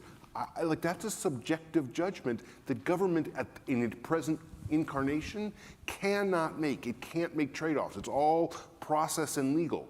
We need to get back not to a place where Robert Moses makes that judgment entirely on his own, on a whim, in his pajamas. But we do need a place where government is able to take different policy goals and come to a conclusion, not so that overnight the East Wing is gone, but so that thoughtful people trying to do the right thing can come to a conclusion whereby at some point in a reasonable amount of time, people can see progress in their lives and they don't have to go to some madman in search of progress. Thank you, Mark. We have now 2 minutes left, so what I'm going to do is 30-second, 2 questions. I'm going to take them and then give 1 minute to each panelists for last thoughts, including perhaps reactions to these 2 30-second questions. But 30 seconds, otherwise I'm going to cut you guys off. Okay.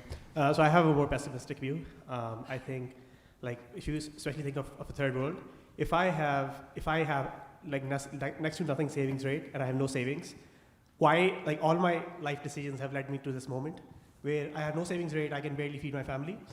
And then if you tell these people that you have more value, your thinking matters, why? I mean, the response, I mean, at least what I've gotten is, you're coming from a position of power, from position of privilege. That's where I think liberalism at least comes from. And you're feeding information, hey, even if you think this XYZ politician is not as good as you think, you're feeding information in my mouth. And he's done something in his life, whether he's corrupt or not. So why should I listen to myself rather than him, who's actually done something? Okay, Nathan, 30 seconds. Yeah, my question was just to Josh, how you handle the sources of anger that are like not righteous. So like Arlie Hochschild's story of feeling like black people cut in line to get economic opportunity in sort of your framework and the marriage between liberalism and populism. All right, let's start from Helena. And then, okay. Well, yeah, no, unless you're ready. Yeah, no, I'm fine. I'm just not sure I can answer those questions. But I did want to say, what we have, I don't know about a populist era, but we certainly have an illiberal government right now. Rule of law is essential to liberalism, balance of power, freedom of the press, and all the things I mentioned before. I mean, those are just critical. And the whole point was to limit the power of an authoritarian ruler. And also, I'm keen on the moral angle. There was a belief that you needed a moral and a respectable, high-minded kind of leader that people could look up to. And unfortunately, that is not the case. Thank you, Helena. 60 seconds, Mark. Final thoughts. questions were too good for me to be that quick. I'm gonna leave it to Josh. Okay, then I'll take 2 minutes. I'll borrow one of yours. That's liberalism right there. It's a wonderful question, Nathan, and I don't. My offhand answer to it is that I would rather be dealing with people who don't have righteous sources of anger by first joining together with people whose sources of anger do. Kind of makes the problem more politically tractable, I think. I'm just counting numbers. If you get what I mean. Power matters too. So, and on the issue, this other issue, I'm going to answer. It's probably different from the question that was asked. It's in the neighborhood, and it's one that I think I can answer. And it comes back to something that Atif said. I think he's rightly remembering that he wasn't dealing with the international aspect of the problem. I think part of reconfigured liberalism needs to address the fact that the over-savings / underconsumption issue is not just an issue in the United States. It's a global issue, and I'm in the spirit of the Pettis-Klein trade wars, class wars, I think being more, I hate liberal imperialism, but I don't mind saying that living standards in places that have a huge amount of savings and that are driving trade conflicts that maybe there should be some increase in domestic consumption in those places. Thank you, Josh. I believe I speak for others as well that we could listen to Helena, Mark, and Josh for longer, but this is our session's end. Thank you very much for this fantastic session.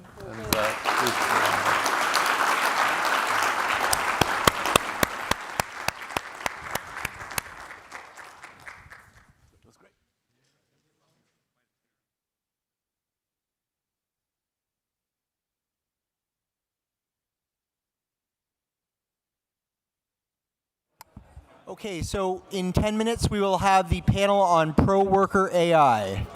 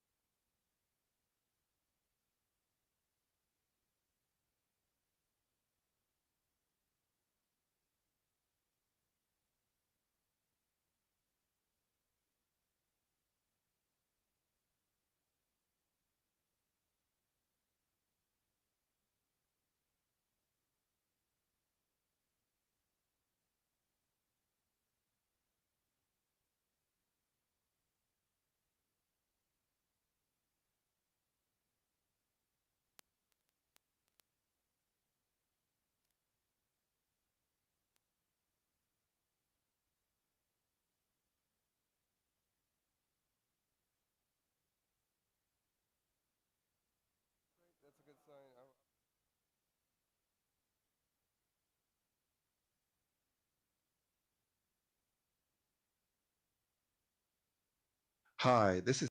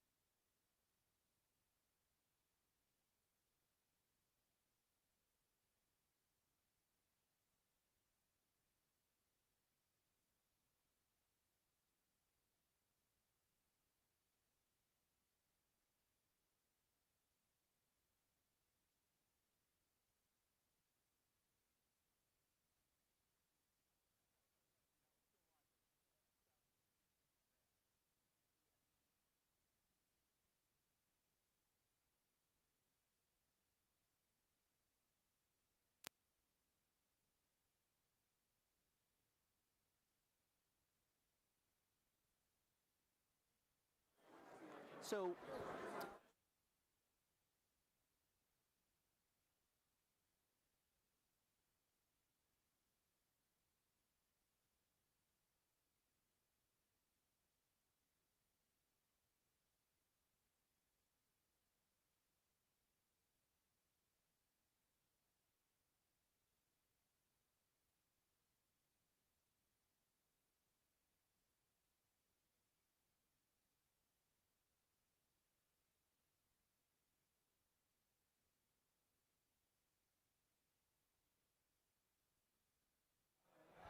all right, everybody, please come take your seats. The match is about to begin.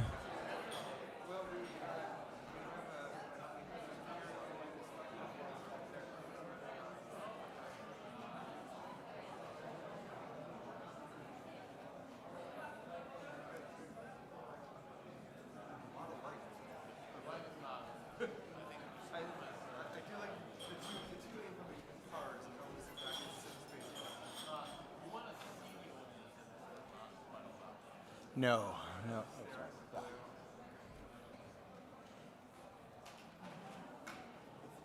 Okay, I think this is it. Okay, everybody, welcome to our final panel of the day on pro-worker AI. So first I want to say, I think this day has been a great success. Thank you to Jim and Cathleen Stone for supporting us.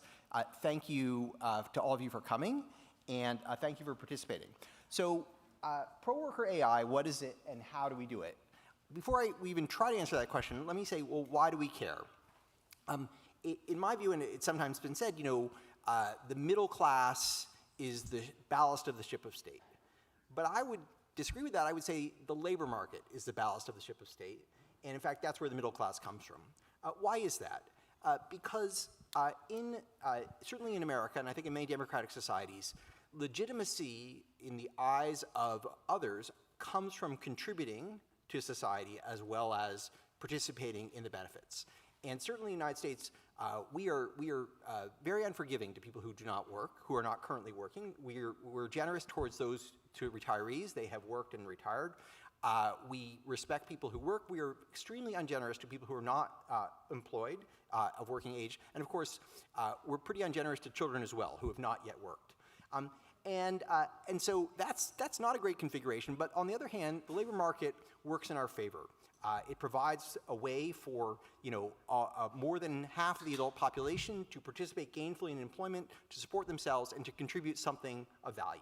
And so the value of labor is crucial to the functioning of the labor market, and the labor market is crucial to the functioning of democracy.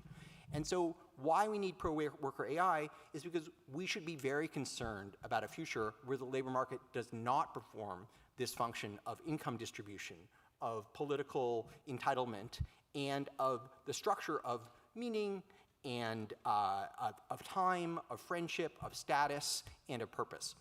So, I think the reason our Shaping the Future Work Center is so focused on this question is because we believe that a well-functioning labor market is critical to a well-functioning society. And that's why pro-worker AI is so crucial to us. So I'm going to introduce three people. The first is Jana Bushina, who's a postdoctoral researcher at the Microsoft Office of Applied Research, and she's an incoming assistant professor at MIT. I'm very excited to have her as my colleague, and she is joining both the MIT Sloan School of Management and the EECS Department, Electrical Engineering and Computer Science. She earned her PhD in computer science at that other university nearby, and her research is in human AI-centric interactions that account for human cognition and amplify human values in AI-assisted tasks. So her research starts from the premise that what we don't want AI to do is tell people what to do. We want it to engage with them, to collaborate with them. How do we do that? How do we design that properly? And that is what she's working on. Her work has been recognized in IBM PhD Fellowship, a Siebel Scholarship, a Best Paper Awards at top human-computer interaction venues. She has advised many agencies, Federal Aviation Administration, the National Security Agency. She's been named a Rising Star in AI by the University of Michigan, a Rising Star in Michigan. This is all before she starts her first academic job, right? So it's going okay. And one of the 10 most inspiring women in STEM by UNDP Kosovo. So she will be our first speaker. Second will be Ethan Mollick, who's the Ralph J. Roberts Distinguished Faculty Scholar and Rowan Fellow and Associate Professor at the Wharton School of the University of Pennsylvania, where he co-directs the Generative AI Lab and studies the effects of artificial intelligence on work, entrepreneurship, and education. You have certainly heard of him, have heard his work. His book, Co-Intelligence, was a New York Times bestseller, a best book of the year from The Economist and the Financial Times, and a kind of how-to guide for how to use AI in your work. And that's what, he has a fabulous Substack called One Useful Thing, where he talks to you about how he is learning to use AI and how you could too. And so we're delighted to have him. Unfortunately, Meredith Whitaker, who is the president of Signal, came all the way into town and then is unwell and is not able to join us. So we found some rando in the audience, Daron Esamoglu, to take her place. And Daron needs almost no introduction, but he is, in addition to having won every award in our profession and many other professions, he's a fabulously generous and generative colleague, someone who makes all of us better through his work and his ideas. So we are fortunate to have him on the panel. So I'm now going to hand it over to Donna.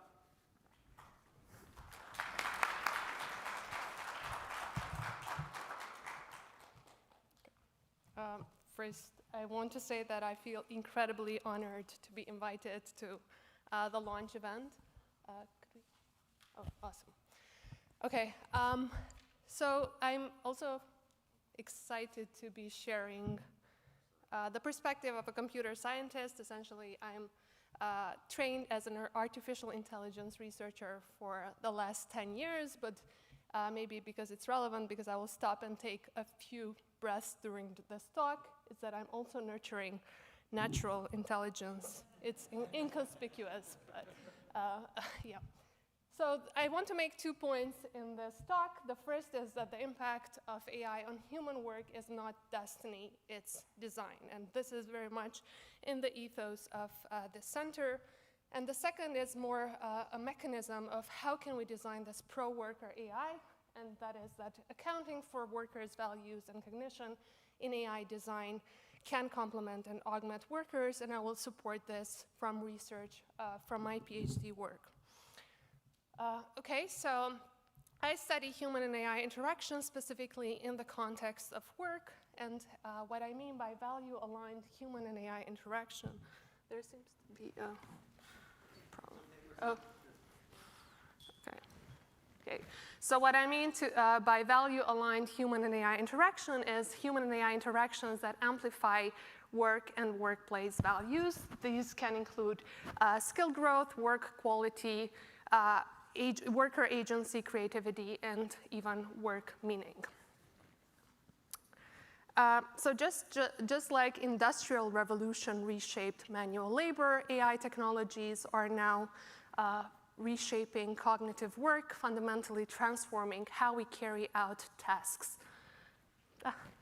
Is there like a way to fix this? Because my slides are very visual.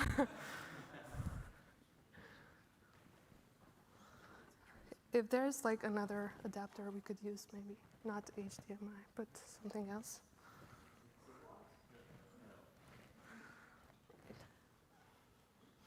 Okay. So I don't think the problem is on this connection. Okay. I think you should proceed. Okay. Yeah. So AI is reshaping, revolutionizing cognitive work and how we carry out. Oops. Now I think it's stuck somewhere else. Like, anyway, maybe I can just continue without slides, although that would be very interesting. But so while we expected. So the slides are frozen? Yeah. No, it's good. Okay. Okay. Okay. We're back. Sorry for the technical difficulties. This is very in line with computer science kind of setting. Okay, so the reality is, while we expected that there will be a lot of benefit from AI systems in the workplace, in reality, we see over-reliance on AI. We don't view human and AI complementarity, where we don't get the strengths of both the humans and AIs in this collaboration. And there's also the risk of de-skilling, where people lose the skills that they have for the tasks for which they use the AIs for. So my vision is more around augmenting human intelligence rather than mimicking human intelligence, which is the typical vision of artificial intelligence. So can we design AI systems that complement people in their roles, enhance productivity and work quality while amplifying the values that make work meaningful for people? So what I ask, though, thus is, how will AI assistance affect what we value about our work? Existing tools and research typically focus on the tangible outcome of human and AI interaction, such as how can AI assistance optimize decision makers' accuracy or efficiency. However, as these tools become an integral part of our work and workflow, they will affect values beyond the output that we produce with AI. They will affect the skills that we have in these tasks, our agency, task meaning, and even collaboration with others when we turn to these tools rather than our colleagues for questions. So I ask, how can AI assistance optimize decision makers' values, both output and human-centric values of work? I frame this research as an interaction problem because, different from AI alignment research, which focuses on aligning AI outputs with the societal norms and values, I consider the downstream values that emerge from human interaction with AI. And let's focus first on the output-centric values of human and AI collaboration. And this is important because it's like the main metric with which we evaluate how effective the collaboration is. And while my research is inspired by clinical and high-stakes settings, the conceptual finding from these works can be applied to generative AI and other settings as well. So consider the current decision-making paradigm, or how we support decision makers in current settings is that, for example, a decision maker is presented with a decision stimulus, such as patient symptoms, and the AI provides a recommendation, which is often accompanied by an explanation, which seeks to explain why the AI made a certain decision. As explainability and interpretability researchers, we were excited because we thought we are revealing the inner workings of AI so people can override wrong AI suggestions. We were expecting that we would see this human and AI team complementarity where humans and AIs together perform better than humans alone or AIs alone. However, in reality, hundreds of empirical work shows that this is not what happens. When people make decisions assisted by AI systems, they typically perform better than humans alone, but worse than the AI alone.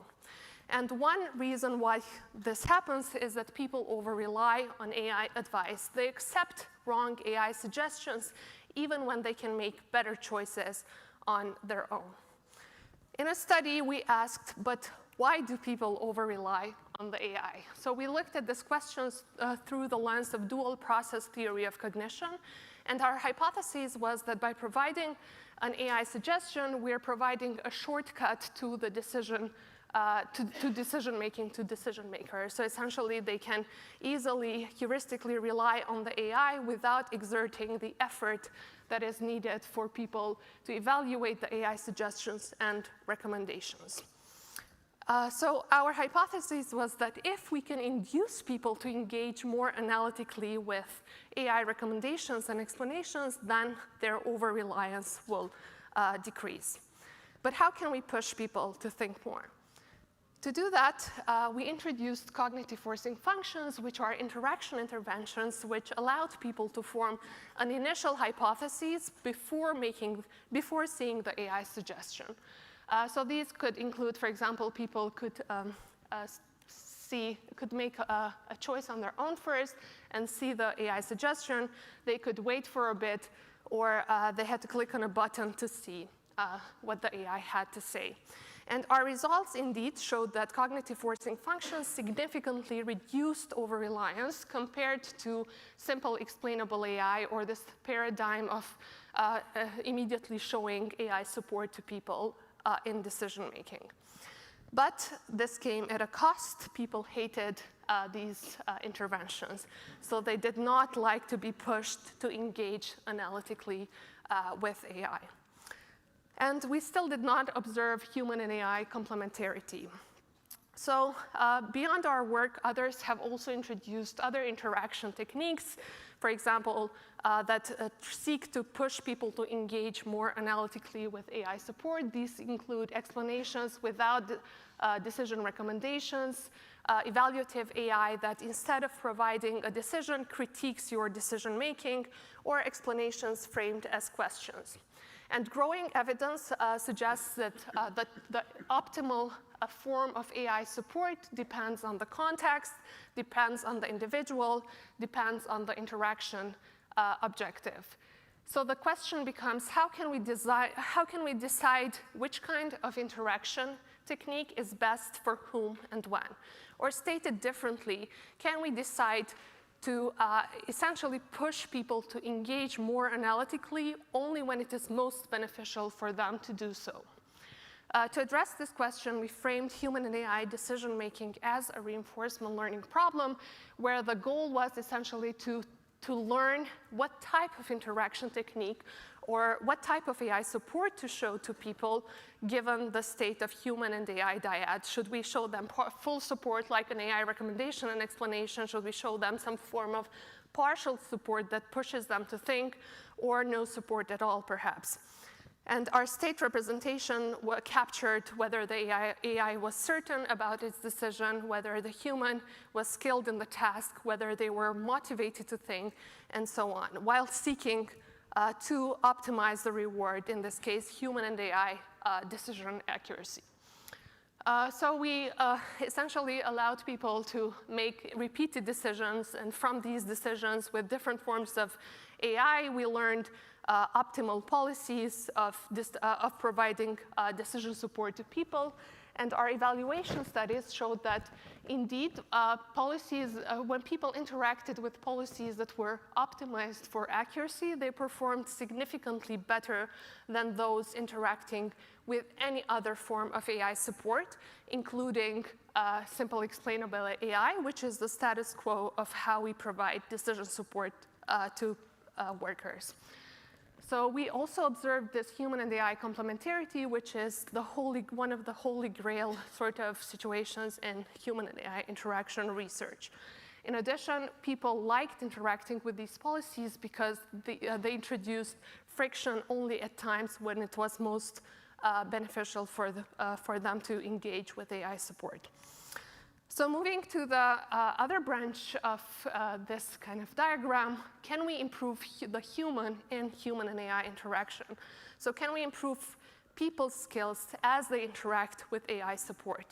And why this is important is that current decision support systems can impede skill improvement, and they may even lead to de-skilling. There's like this new paper from this year that actually showed that clinicians that were presented with AI support for 3 months after the support was removed from them, they were worse than they were before receiving this AI support. Essentially, can we design the AI system in a way that not only improves decision makers' current accuracy, but also enhances their skills in the task?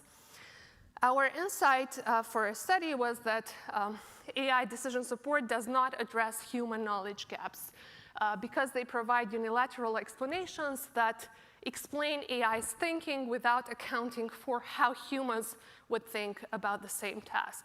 So essentially, the AI just lists a laundry list of reasons why it made a decision, but it does not account about what the human does not know.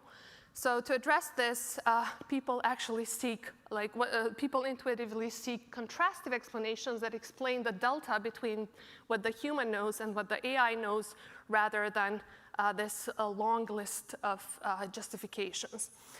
But how do we design these contrastive explanations? We built these human models of decision making for a certain task, where we predicted what a typical human would say for a task, and then we contrasted this with what the AI model had to say. And we showed these explanations in natural language to people via an LLM. So our results showed that contrastive explanations improved people's decision-making skills significantly more than the current way of providing unilateral explanations without sacrificing accuracy.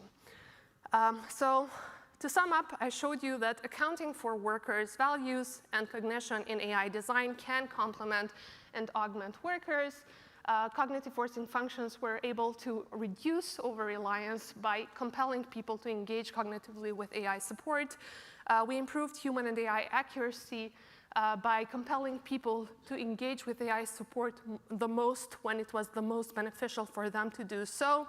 And then we improved people's skills by accounting for their mental model of the task in the way that we provided support to them. So with that, I think that I've made the case that the impact of AI at work is not destiny, it's design. How we design AI systems will shape the experience and the outcomes of human work. Okay, thank you.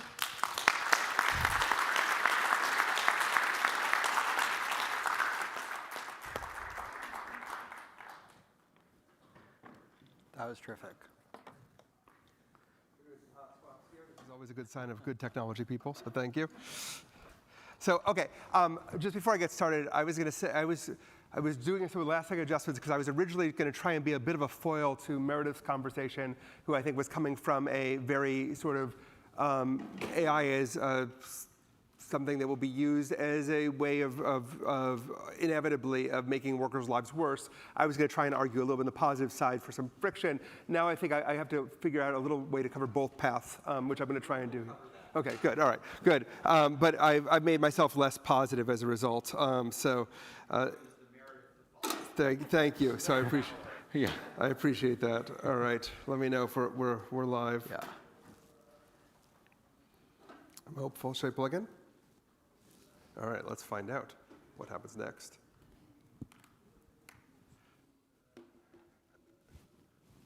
Okay, it looks like it detected, so that's a good sign. All right. Yeah, let me plug in sound, put a little bit of sound. Okay, that's exactly what I want to show. Okay, so thank you so much. In the most pro-worker way possible, the very first thing I did when I came here, or actually I did this on a plane over, is I went to Claude and I wrote, "Hi, I'm Ethan Mollick. I'm going to give a talk on pro-worker AI at the Stone Center. Look up my," and I misspelled Stoner the second time, sorry, to find out about the panel, and also look up my research and put together a PowerPoint of my views that's well formatted. I can present about why Gen AI can be pro-worker, cite my research a bunch. I am an academic. What I thought was interesting, right, was this is an age, like Claude, like any of the most recent AI systems in the last couple of months, are agentic. They figure out what to do. They came with a plan. I'm going to look up my emails. I'll look up his research, create a PowerPoint, cite his research. And it actually went through my Gmail and found all of the relevant Gmails back and forth between us. And it found the details and about the panel that I'm on. And it learned how to do PowerPoint, which is kind of an interesting thing to think about. And at the end of this, it gave me a presentation. And it's pretty good, I think. Let's see if I can pull it up easily. Why Gen AI can be pro-worker. And it goes through my studies and talks about actually these are the right numbers for my skill leveling effect. A second study I'm on, democratization of expertise, how workers can capture value, why Gen AI is pro-worker, the choice ahead. And the great thing about this is I don't have to do anything. And also because AI is cheap, I just asked to do it a second time as well. And now I can pick which of the presentations I want to go with. Roughly the same argument, but a little bit different. And again, citing my work. So one thing I want to point out is I think when we start talking about the sort of current state of AI, I worry a little bit that we are a little bit like behind the times already, right? And first of all, it's worth pointing out that there's many forms of AI, right? And your work bridges across both gaps of non-generative and generative AI using the same underlying technology. But it's worth knowing that generative AI is already here. It's already deployed. The systems are already trained. Many of the choices that we can make are already made for us. And we kind of have to live with what we've got to some degree. So we can hope for this better world of different AI than we have, but it's now a $1 trillion business with 1 billion users every week. And I think we have to kind of be ready for a world where that's already happening. So we're somewhat observers, but at the same time, I spend a lot of time talking to lots of people in the AI space, including all the people at the AI labs, and the lesson I've learned from all of this is nobody knows anything at all. Like, we're all making it up as we go along, right? They don't know the capabilities of these systems. They don't know what they're good at doing or not. No one's ever asked us to do a PowerPoint before this presentation and see how good it is, and we just figured out it's pretty solid. So that puts us in sort of a weird place, which is, I think, why it's more important ever to have these discussions, but have them urgently, and rather than retrospectively, to start talking about what we want the world to be, which I really liked about your presentation as well. So because there's a lot of work that I could cite, but because I'm an academic and because I want to make my own mistakes about my own work rather than other people's, most of what I'm citing will be work that I've been involved in. But I just want to kind of lay the groundwork here. The first piece of groundwork is that as far as we can tell, AI increases productivity and levels differences. There's a whole bunch of caveats. It doesn't do this equally for everything. It's better at some work than other work. But I've done 2 studies I just want to talk about really briefly with my colleagues at Harvard, MIT, University of Warwick, and other places about AI performance. They both use the now obsolete GPT-4, which is worth noting because everything we have evidence of is that the bigger and better your AI model is, the better the work it does is across almost every dimension that we have, with lots of caveats. But we did one study at Boston Consulting Group back in 2023, where we took 7% of their global workforce and randomized them into using AI or not for real real consulting tasks. And then we went to Procter & Gamble and took 776 of their employees and created teams of either cross-functional teams of 2 or had them work individually. These are all pre-registered studies. They're all going through the publication process. The publications obviously lag technology by quite a bit on this stuff. But the top-line result from the BCG study is that workers who used AI had an immediate 40% improvement in the quality of their performance, 26% faster, and got 12.5% more work done, which is fairly large impacts on white-collar work for a technology without any training. Actually, the orange is the trained people. The green is non-trained people. It turned out it didn't make any difference, really, whether we trained them or not. They're just using AI did the work. And this was true for every subtask, every regression, every grading technique we used. That the AI improved performance significantly. So there's now a lot of studies that show similar kinds of things, big impacts. We could talk about medicine or law or coding. But it's becoming very clear that there's large-scale individual performance improvements. The other thing we discovered that everyone has now also found is that lower performers get the biggest boost to their performance. If you're in the bottom half of the skill distribution, you have a bigger burst than if you're in the top half of the skill distribution. There's some interesting things going on there. We measure something called retainment, which is how much of the AI's answer people ultimately turn as their own answer. And for most of the consultants, the only way to screw up was to add any of their own thoughts or ideas into the AI's answer. As long as they turned in GPT-4's answer, they did great. As soon as they added their own thoughts or ideas, they did worse.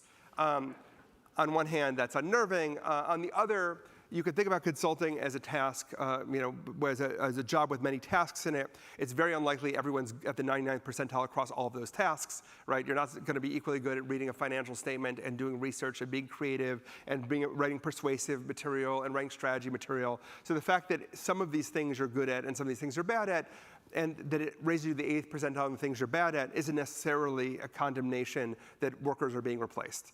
As long as there are some things you're better than the 80th percentile at, which these consultants generally were. So we can talk more about this, but generally this matches what other people are finding. We're starting to find some early research that there is an independent good with AI ability that is independent of your skill. How long that lasts, we'll talk about in a second. I don't know if that's a long-term thing or not, but it's been labeled theory of mind for AI. If you understand how the AI thinks and you could delegate tasks well, you do better, independent of ability. But we're still trying to figure out whether or not this is a temporary effect because people are just pasting things into AI. There's some early evidence now that the best performers will get the largest boost in the end, but it's very unclear research at this point. So the leveling effect is very clear because the AI basically is just doing the work. It's like whenever I talk to a head of human resources at a company, and they're like, kids these days are so great with AI. They turn in these most amazing work. I'm like, the kid isn't turning in the work. That is, they're just a conduit to Claude, and Claude's doing the work, and they're just handing you someone else's work, and you're thinking it's great. And we have an ancillary study out of the BCG paper showing actually junior employees do worse with AI because they just hand in the work. And they don't know what makes good or bad work, right? It just looks good enough. So there is, I expect experts to gain more advantage, but we only have preliminary data on that. OK, so from Procter & Gamble, we found that individuals using AI perform as well as teams of 2 without AI access. And we're actually just as happy on the psychological side as people working in teams. So we got the psychological benefits of teams and the performance gains of teams. Interestingly, teams working with AI, no significant change in performance, which isn't surprising. AI is very single player, as we'll talk about. But, but they did come with more breakthrough ideas. The thing to note about all of this is AI is inherently not necessarily a technical skill.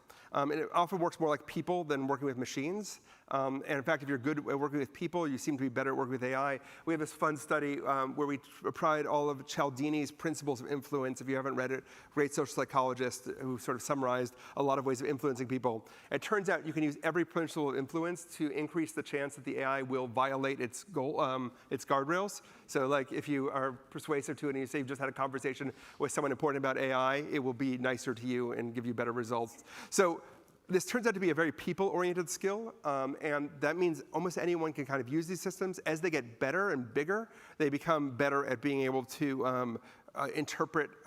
Prompting matters less, basically. So we've also been examining every prompting technique. None of them really matter anymore. If you just tell the AI what you want and give it enough context, you're most of the way there.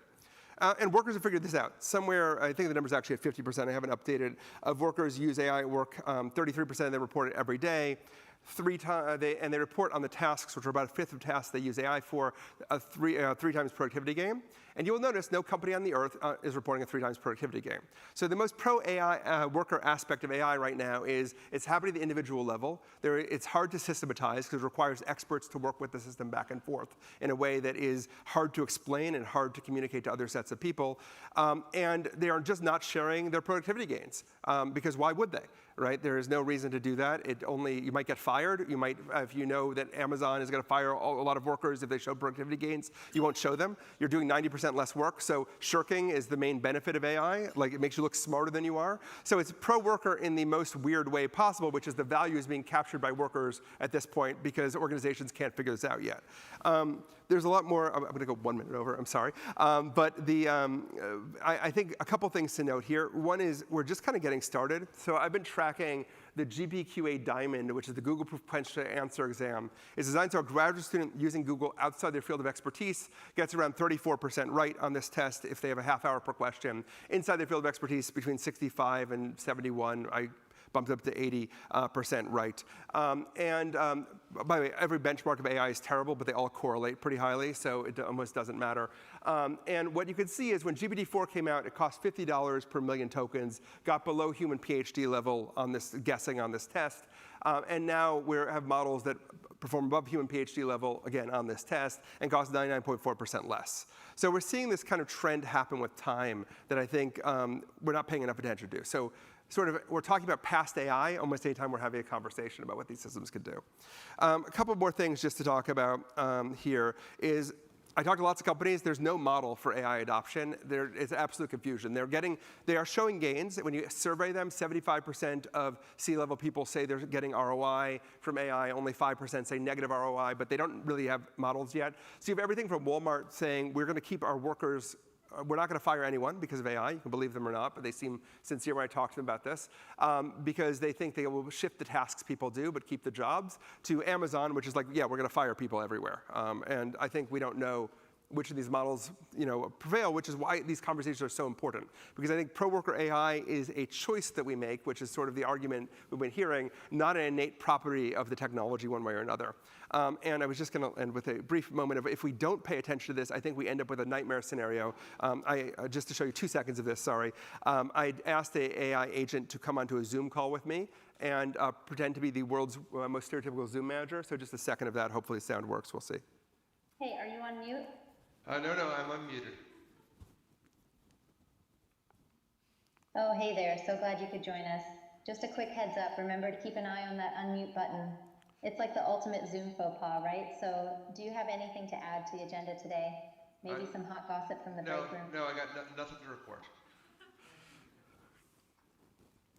Got it. No worries at all. We all have those days, right?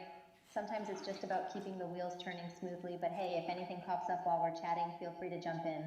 And speaking of jumping in, did you catch that latest update from marketing? Such a game changer. What do you think? I'm worried about the synergy level.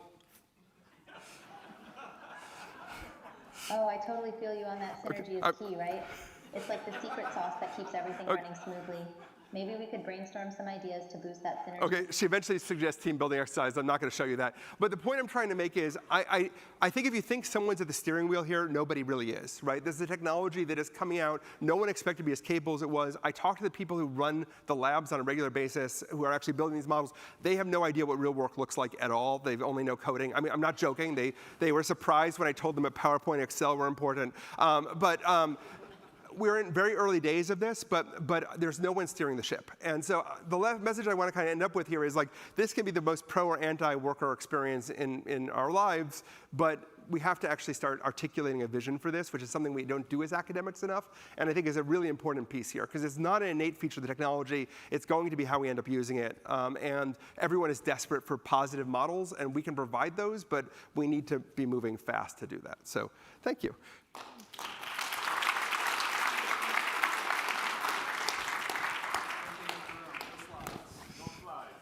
No nets. I've just been asked to do this in the last hour, so no slides. Well, first of all, I'm very happy to be able to talk about this, but I'm very sad that Meredith is not here. I think the audience would have enjoyed her perspective, and I think I'm probably closer to Meredith. In fact, we were on a Zoom panel last week, and she agreed with me, or at least she pretended. So I'm going to think we're.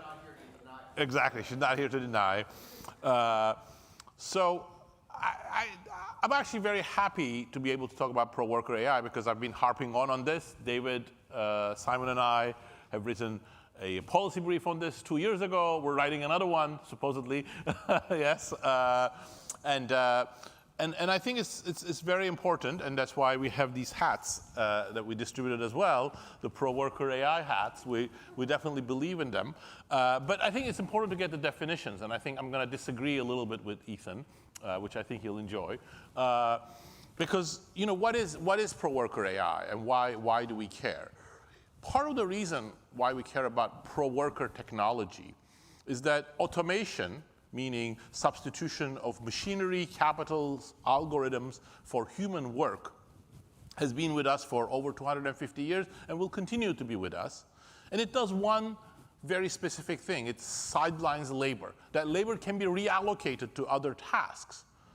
But as long as automation goes on and takes tasks away from humans, humans are going to get squeezed into less and less relevant tasks at some point. So that's why we need pro-worker technology to expand what humans do. And according to this definition, it's critical that pro-worker technology expands human capabilities and increases the value of their skills and expertise. AI creates great possibilities for pro-worker horizons. J.C.R. Licklider, who was an MIT faculty as well as a pioneer in many dimensions of digital technology, including, I think, deservedly viewed by some as the grandfather of the internet because it was his designs that were the basis of the ARPANET, wrote a paper, Man-Machine Symbiosis, more than 60 years ago, and said, in not too distant future, we're going to have human brains and computers coupled like you haven't seen before, expanding what either computers can do and what or humans can do. So it's really, you have to expand on both dimensions, except that, his very prophetic views were way ahead of their time in 1960s, 70s, 80s, 90s, 2000, 2010. And I think with generative AI, they may become a possibility. But may, meaning that it's not necessarily something that's going to happen by itself. I think I'm very bullish that pro-worker AI is possible, but it's very different from an even more optimistic viewpoint, which is that pro-worker AI will happen by itself. And the reason why I think it won't happen by itself, and in fact we're not going in that direction, is that is twofold. One is that I think the excellent examples that Ethan gave are not pro-worker AI, because what they really are in most cases, and I think both Zana's and Ethan's examples say that very clearly, they are really automation of some subtasks. Humans are not becoming more capable. It's really that in some well-defined tasks that office workers can perform or management consultants can perform, Claude or GPT-5 is better, and if they just give the AI answer, they're going to do okay. But it's not really expanding what humans do. So if it's adopted mass scale, it's going to sideline humans. That's not what pro-worker AI is. Pro-worker AI really requires an effort to make certain occupations much more productive using human labor, like, for example, electricians. If you give them tools so that electricians can identify problems much better, see the troubleshooting needs or the difficult edge cases much better with an AI tool, that's pro-worker AI. Or if we make blue-collar workers or plumbers or nurses or educators more productive. So that's not going to happen by itself. It's not going to happen by itself because I think it requires a different design, much more domain-specific knowledge, overcoming the problems that Zana very clearly articulated, which is that it's not only that you're going to get the answers, but you also need to learn how to learn from AI so that you can expand your capabilities. The other reason why I think it's not going to happen by itself is because there are actually some technical difficulties. It's not as easy because it requires a lot of reliability. You require a lot of domain-specific knowledge. For example, the pro-electrician tool that I am hinting at won't happen unless you have a lot of domain-specific data from the best electricians in the world that shows how you can deal with those edge cases. So it requires an effort. And I think my assessment, and here we can disagree, is that the business models of tech companies is not really aligned with that pro-worker dimension. But though the tech companies are quite dominant right now, the incumbent tech companies, and they have their own business models. Hats off to that. Everybody should come with their business models. But then the question is, are those business models and the competitive environment really conducive to this new horizon being realized? And I don't think so. I think the business models of most tech companies is either based on making money from digital advertising, personalized data, or selling software to companies for automation. So that requires something else. And I think there's also an ideological barrier. And the ideological barrier is that, J.C.R. Licklider, another MIT grandee, Norbert Wiener, or Douglas Engelbart, who invented menu-driven computers, hyperlinks, hypertext, the computer mouse, those kinds of people notwithstanding, the center of gravity of computer science and AI has shifted to the dimension of artificial general intelligence.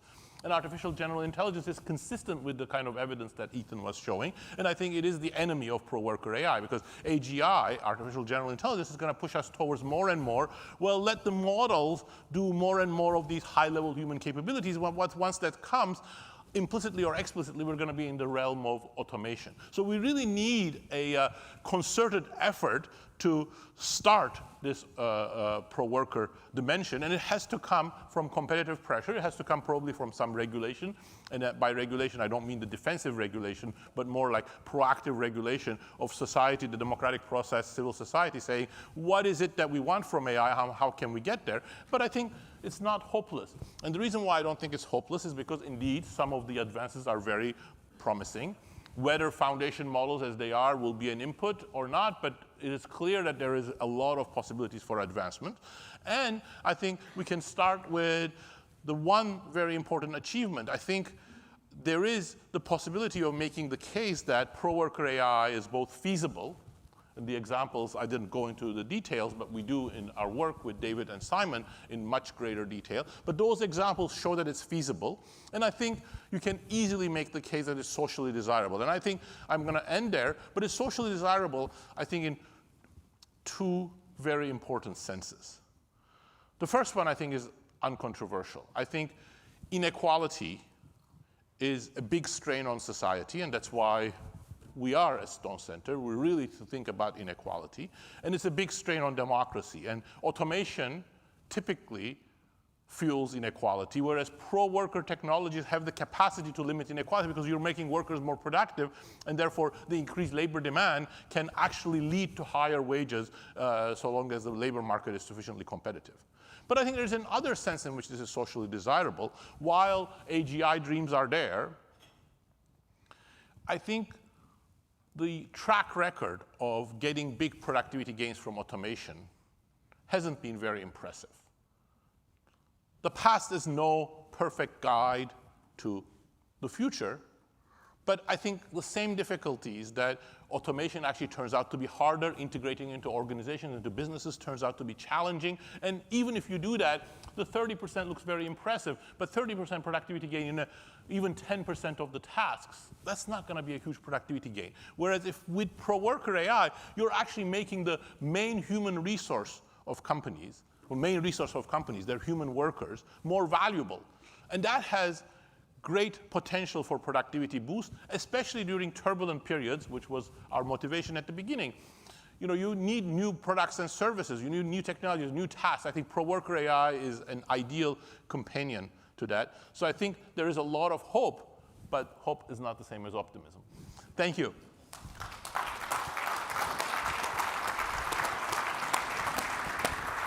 Okay, so that was terrific. So I'm going to ask a brief question to each of you, but first I will steal airtime to make a speech. Let me emphasize the point about automation versus what else. The most fundamentally transformative technologies are not automation technologies. Automation means better, cheaper, faster of what you're already doing. What makes a technology transformative is it enables new capabilities, right? Learning to fly, mechanical flight was not automation. We didn't fly before we had it, right? Getting a person to the moon was not automation, right? And with new capabilities usually comes new human expertise. And so I think one version of pro-worker AI is AI that enables people to use use their expertise more effectively and gain it more efficiently. And I think that's what Jana's research is about. But now let me ask a somewhat skeptical question. So I was kind of dismayed by how many cases people did, the AI was better than the person and better than the person with AI, and how hard you had to work to flip that result. So, I think a lot of firms will say, well, let's just cut out the middleman and go straight to AI. What do you see, how much potential do you see here, right? Do you think there's like a great unlock ahead where we can, really add value, or is it just it's like, yeah, we get a little bit out of this, but people are expensive, machines are getting cheaper, let's cut out the middleman?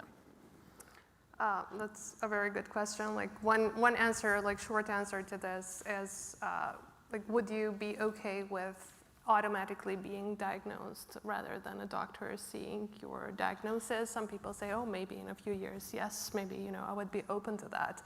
But in terms of research, I think that what Daron was saying, that we were automating one subtask of the overall task, or in this case, the very task that the human was doing, so that we're showing the same kind of diagnosis to the doctor as well, and allowing them to make that inference of whether the AI is right or wrong.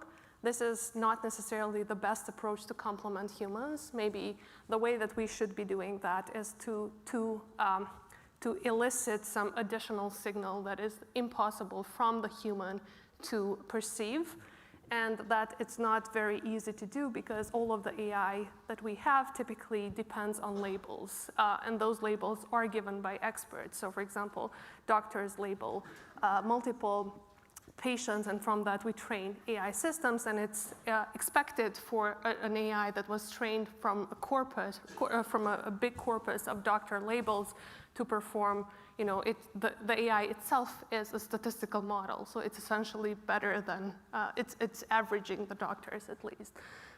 So you have this gap always between an average human and then an average model. That said, the labels that we have and the metrics that we have also may not capture the actual the constructs that we want in the ground truth. For example, a lot of time in child welfare decisions, people have, there's this whole case in Allegheny County where there was an algorithmic scoring system that was determining whether a child will be needing to be placed in a foster home or not. And the risks that the algorithm was considering was very different from the workers, how they made those decisions. So there was this clash between the algorithm's construct of what needs to be done versus the workers. So it's not always easy to imbue these higher level constructs that we care about in the real world into algorithms. That's why I don't think that it's always a fair comparison to show that graph, because that is rarely the case where the task is so well defined that you can measure human and AI. And actually, I think, one point that you're making, which I think Daron was making as well, is that automation is actually really hard, right? To fully automate something basically says, hey, no expertise required anymore, we got this, the machine will do it. And the automation of a subset of tasks is usually not the same as the entire agency of all the cascading decisions that need to be made to prioritize and weigh evidence. And I think so often a task level comparison is not really informative about the potential of automating the job. So Ethan, question for you. So, you've probably seen the movie The Incredibles, right? And you remember the character Panic, the anti-superhero, who always says, he hated the specials. The superheroes were called the specials, and he would say, and he would develop all these, kind of synthetic capabilities to give himself power. And he'd say, because when everyone is special, no one is special.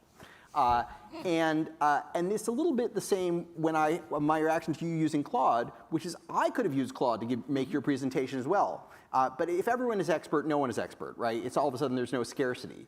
So I had two minds about this. One was, hey, this is just this is a parlor trick, right? I just go to Claude, I say I'm Ethan Mollick, cite my papers and read my emails and give the talk. But then I thought, actually, no, you're adding a lot of value relative to what Claude is doing, right? Claude saved you some time in preparing the prompts, but most of that was you speaking. So how do you think about this? Is it just I sit and shirk, I get to do my thing, and I just sit in my desk and look busy? Or is there a complementarity between what it's producing and what you have built in? Yeah, and my much worse presentation was 100% human-made, right? That's the one that was shown by AI. So you can make your decision about that. I mean, two things I think that are worth noting about this. One is, right now, I think we're actually in a golden age of augmentation for experts, at least, right? Like where AI is right now, it makes enough mistakes, it's at the task level. There's a really great study out of OpenAI of all places called GDP-Val, which if you haven't read, it's worth reading, where they basically found a model of working where you assign a task to the AI, and if it doesn't do a good job, you try a couple n number of times, and then you do it yourself. And if you pick the right n, you get even for tasks that you fail at, you end up with an overall productivity improvement because your value is really high. Or another example is when Dario, the CEO of Anthropic, spoke 7 months ago and said within 6 months, 90% of code will be written by AI. And everyone laughed a month ago because that absolutely wasn't true. Although if you talk to the best coders now, 1 month later with the new tools that just came out in the last 2 months, they say 90% of their code's written by AI, but the 10% of code they're writing is the most interesting, important code, and they have high value. So right now, the models are at the exact place where augmentation, it really does matter. My expertise matters. Like I know how to, whether it's a good presentation or not. I'll ask for different versions of it. I won't use the exact presentation, but I would probably gotten ideas from it. Like we're at a moment of real augmentation, but I think the thing I'm less skeptical about than you, I'm still skeptical, but less skeptical than you, is that I think that we are seeing a more eclipsing of more superhuman ability from these systems at points than not, which is not the same thing as replacing every task out there. But I think that there's a skepticism that isn't borne out by recent history that this is going to stop sometime very soon.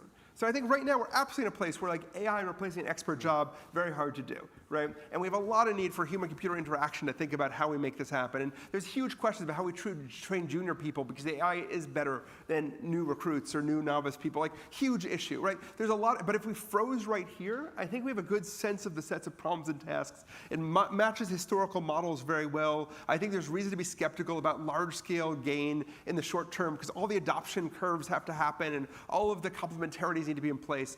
I will say this is not where the AI companies think things are going to stop. They haven't been wrong yet. That doesn't mean they're going to be wrong, that they're not going to be wrong very soon. I know enough stuff coming out of the labs to say like we've got another 6 months of juice at least, and that's only because I see what's happening in the next 6 months. I think that to me is the biggest concern I have. It's not that we're not in a place where right now I think pro-worker AI is very possible because it is really hard to automate. I think in 10 years, even if we stop with technology today, we'd have lots of automation because the systems are capable of doing things. But that's the concern. I wish that I'm more worried about that, I think, than you guys are. That there is, that whether we reach true AGI or not, that this is in the target zone and that the models are catching up much more quickly than I think I expected them to be. And that makes me more nervous about the future of what work looks like than I think, I think is being expressed elsewhere. Got it. Okay, great. So Dorona, I was going to ask you to sort of a skeptical question about the notion that there will be pro-worker, that actually it's going to be experts will only benefit in the long run. But I think that's what Ethan just said. So I'm going to let you respond and make the case that actually pro-worker AI is not just an academic fantasy, but actually there's a future in that it's not just a temporary transition between oblivia. Well, I mean, I think Ethan's point is right along our current path. So what I am, again, emphasizing that there is a choice, that there's a different path that would do different things. And I think the best way to start is actually exactly where you did start, David, in your speech. Like, automation is not the thing that often is transformative. Let me put that even more starkly, cost cutting. So, I don't know, there are some very informed people here, but I don't think many people in this audience would have heard of the Stanley Motor and Carriage Company, which started 8 years before Ford and was very good at reducing costs for steam-powered cars. But we all know Ford Motor Company because they did something different. They completely changed the industry by creating new products that nobody thought about it. Henry Ford himself said, if I asked my customers what they wanted, they would have said faster horses. So that kind of perspective is where human ingenuity and technology meet. And that's what pro-worker AI can do, but that's at the high level. That's already for experts. But I think if we try it, every occupation has expertise in it. I don't think, even with the best tool, I can be a very good electrician or a plumber. So electricians and plumbers have expertise that is going to be very, very difficult, even with advances in robotics, to overcome. Nurses, educators have that. So the question is, can we then develop the AI tools that is going to really amplify those capabilities, enable them to do more sophisticated tasks, new tasks? And I think definitely, because there are, even with the crumbs of investment going into those things, there are examples. So Schneider Electric is developing a field electrician tool that does exactly that, and they're spending very little money in it. I think the most exciting thing in finance is not coming from OpenAI or Anthropic or any of those, but it's coming from Stripe, because they're using their own data to solve a specific problem, which is about security challenges. So these domain-specific models that specifically try to deal with human problems, I think, are quite possible and feasible, and I think, but they're not going to happen by themselves. That's okay, we're almost out of time, but I want to take like 1 or 2 questions. So if you have a question, please stand up. Tom Koken, please come forward and go ahead. We're going to take 2 or 3 questions, and then our panelists will each have a minute to respond. A quick but hopefully provocative question. I believe that the way to get human-centered, worker-centered AI is to get workers to have a voice, not just when it's given to them, but in the early stage design and the development phase. And I don't see that happening. And I guess my question is, do you agree or disagree with that point? And if so, if you agree, how do we get workers with enough power to have a voice in the early stage decisions about how you design and develop these tools so that they can ensure that their voice and their interests are reflected in the way it plays out at the workplace? Great. Thank you. Next question, and just please say your name and ask your question. Hi, my name is Miles, and clearly AI can be pro-worker AI, right, and can be designed better, but market incentives seem to push towards automation. So given weak regulation and collapsing public research funding, what other mechanisms do we have to actually redirect AI development to augmentation? And the second part of this question is, are we actually equipped to transition into this augmentation focused innovation? Because, for example, if a lot of people are like drivers and now there's a lot of Waymos, how do we upskill them then? Are we ready for that? Great, thank you. Hey there, my name is Devesh. I'm a first-year PhD student here. So these technologies, GPTs, I see them as fairly general purpose. There are certain things that they can do that genuinely unlock things that humans could not do before, like new drug discovery, and there are things that we could already do that we're just getting a little bit faster at, right? And in some ways, I think this distinction is actually a bit arbitrary. Like, air travel is a new thing, but it's also just getting from New York to London faster than you could when you had access to a boat. And so the question is, is there really much that we can do to actually influence the development of these general purpose models? Like, is there actually an intervention that makes AI better at pro-worker things versus non-pro-worker things? Or is this really a question about increasing the amount of subsidy that goes to areas of human activity where people will continue to retain a comparative edge, like labor-absorbing services in education and healthcare, where then we're talking more about redistributive and subsidy policy, not about the development of AI? Great. Last two questions. Hi, I'm Alexandra Przegalińska. I'm from that other university nearby, Harvard, uh-huh. Center for Labor and Just Economy. My question is about division of labor, I guess, and agency. I understand that pro-worker AI can be about productivity and also about pay. We do discuss collective bargaining, for instance, in the context of pro-worker AI, but I'm kind of interested, in the term of using artificial intelligence today. We hear quite often that it's a technology that's very conducive to delegating tasks to it. Okay, so then people do nothing, AI does everything. Are there any other strategies and maybe a design that would be helpful? Could we zoom in and kind of check how this distribution of labor looks like and also how it pertains to agency? I think it's very, very interesting. We did one experiment where we had an AI that would decline supporting humans. I know it's very radical, but actually it was very interesting to track the strategies of humans and how they were coping with the fact that AI is not helping out on the task. Maybe can give you just an overview or advice, but is not helping. So yeah, I'm kind of curious about that. Thank you. Thank you. Non-sycophantic AI. Not to overwhelm you, but I'm Alice, PhD student at MIT Sloan, and I'm just curious about what kinds of welfare and unemployment and active labor market policies you might recommend for this pro-worker AI vision. Thank you. Hi, I'm Dee. I'm an educator here. One of the questions I'm seeing is we're seeing senior leaders, senior experts being valued more in today's labor market to provide the expertise in designing the AI systems. And we're seeing students transitioning out of college being facing challenge in getting jobs. So I'm curious, how do we take that into consideration as we're designing the pro-worker AI? How do we support the more junior students in adapting to their career?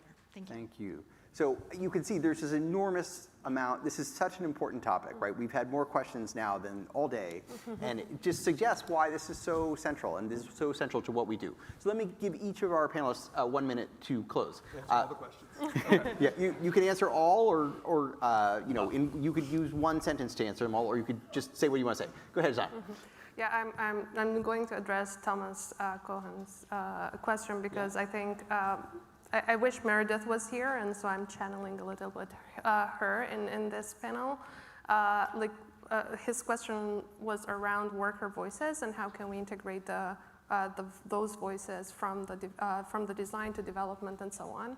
I can't answer about power, but we are writing at Microsoft this white paper around previous approaches towards participatory design for technology and how those can be used for including worker voices in AI design, and whether we can come up essentially with approaches in both organizations, but also in these large tech companies that are deploying these technologies around how can we ask people from different industries to voice their values in the design of this technology.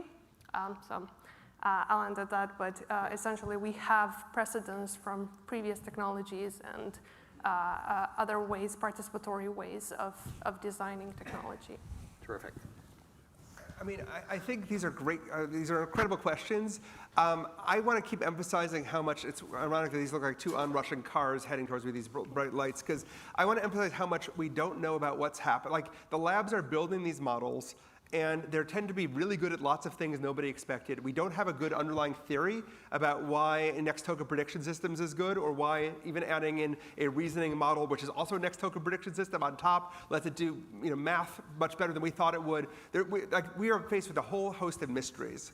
And you're kind of, and I mean, when I talked to my social psychologist friends 2 years ago, we were like, well, at least AI will never be as creative as people. But it turns out it's more creative than almost anybody else, right? At least it won't show empathy, except people prefer talking to the AI than doctors in controlled experiments. That doesn't mean it replaces people, but you should recognize that that is the goal of these labs, 100%, is to replace people at everything. That's what they want to do. They think they can do it. You do not have to believe them, but they're absolutely convinced that they can do this in the very near term. I think it's reasonable to say that will take longer than people think, but that longer isn't more comforting in a lot of ways. And I think that all the conversations we want to have about how do we engage workers more in the creation of this process, it's just not happening. Like the labs are going ahead and building models. There's enough money at stake that they're free. The machine keeps moving forward.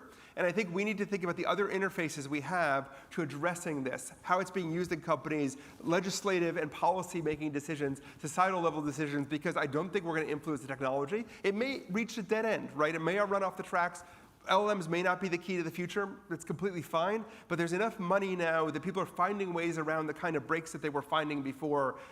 So I just think we have to be realistic about where things are and bet on scenarios. There's a scenario where nothing changes very much. We stop where we are. But I think people are not realizing how far things have already gone and how good these systems already are and what that means about the logic of these things over the next 5 or 10 years. And interventions are more important than ever, but we need to be making them kind of urgently rather than just discussing them, I think. Bring it home, Daron. Okay, 30 seconds on 2 questions. First on Tom's question. Yes, I think labor has something very important, tacit knowledge. I think workers understand work better than anybody else. But the problem is, I think the labor movement has to change before it can have that impact. It has to be much more technology savvy, and it also has to give up the pretense that they can just fight against automation by saying no to automation, because when there are so many automation tools, management has a lot of power. So labor organizations have to come to the table with an attitude that we have to steer technology in a more pro-worker direction that's beneficial to firms, because otherwise you're in trouble. And then in terms of the question of, what is it that we can do? I think policy, exactly like Ethan said, but I think one question is whether the current architecture of the models is actually appropriate for pro-worker AI. We don't know the answer to that. It would be actually pretty remarkable if it turned out to be, because they were designed for something completely different. So why would you think that this is the right architecture? And all of the money is going into that architecture, so creating other architectures, much more domain-specific, reliable knowledge may be something that we need to invest in, and where public investment is going to become very important. Thank you. Great. Okay, so clearly we have our work cut out for us. So we thank the Stones for supporting our work. We thank MIT. We thank all of you. I thought this has been a fascinating panel. So thank you guys so much for contributing.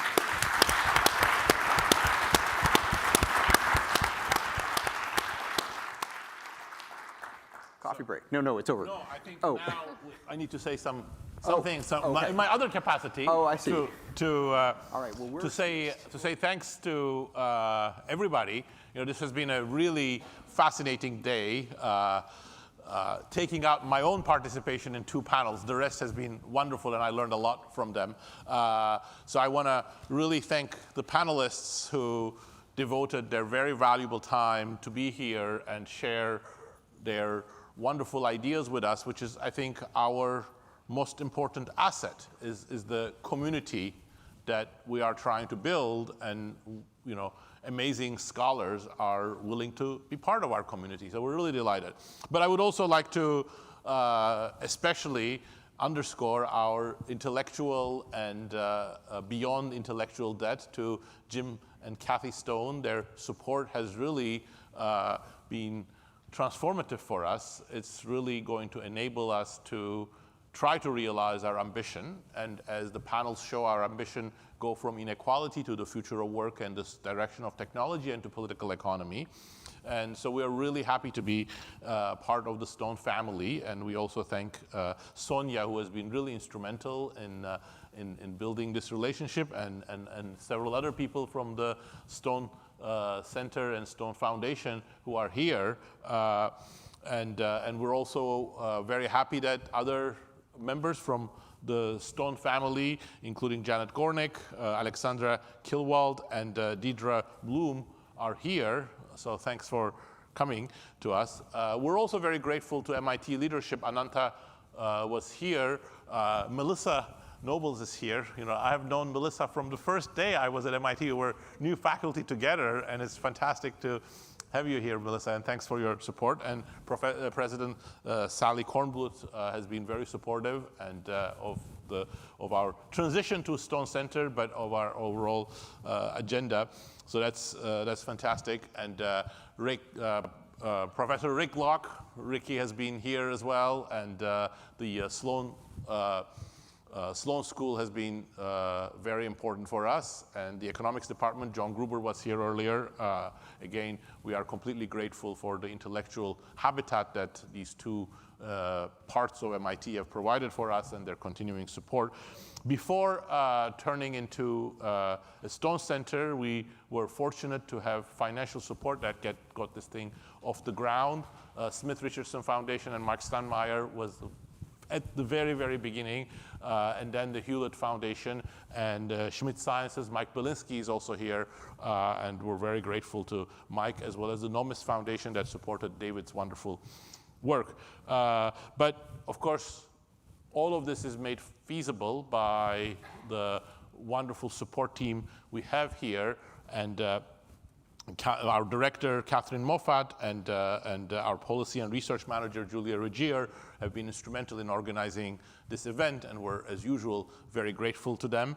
And we're also very grateful to our postdoctoral associate, Shabe O'Brien, and our great predoctoral research team, which consists of Joanne Liang, Christopher Vogt, Tanisha Bafna, Julia Gnani, and Lauren Q, and they've been amazingly supportive for our research agenda, and they were also very helpful for this organization. Finally, I would like, Simon, David, and I would like to thank all of you for coming here and sharing these ideas with us, and that also extends to people who are following us online.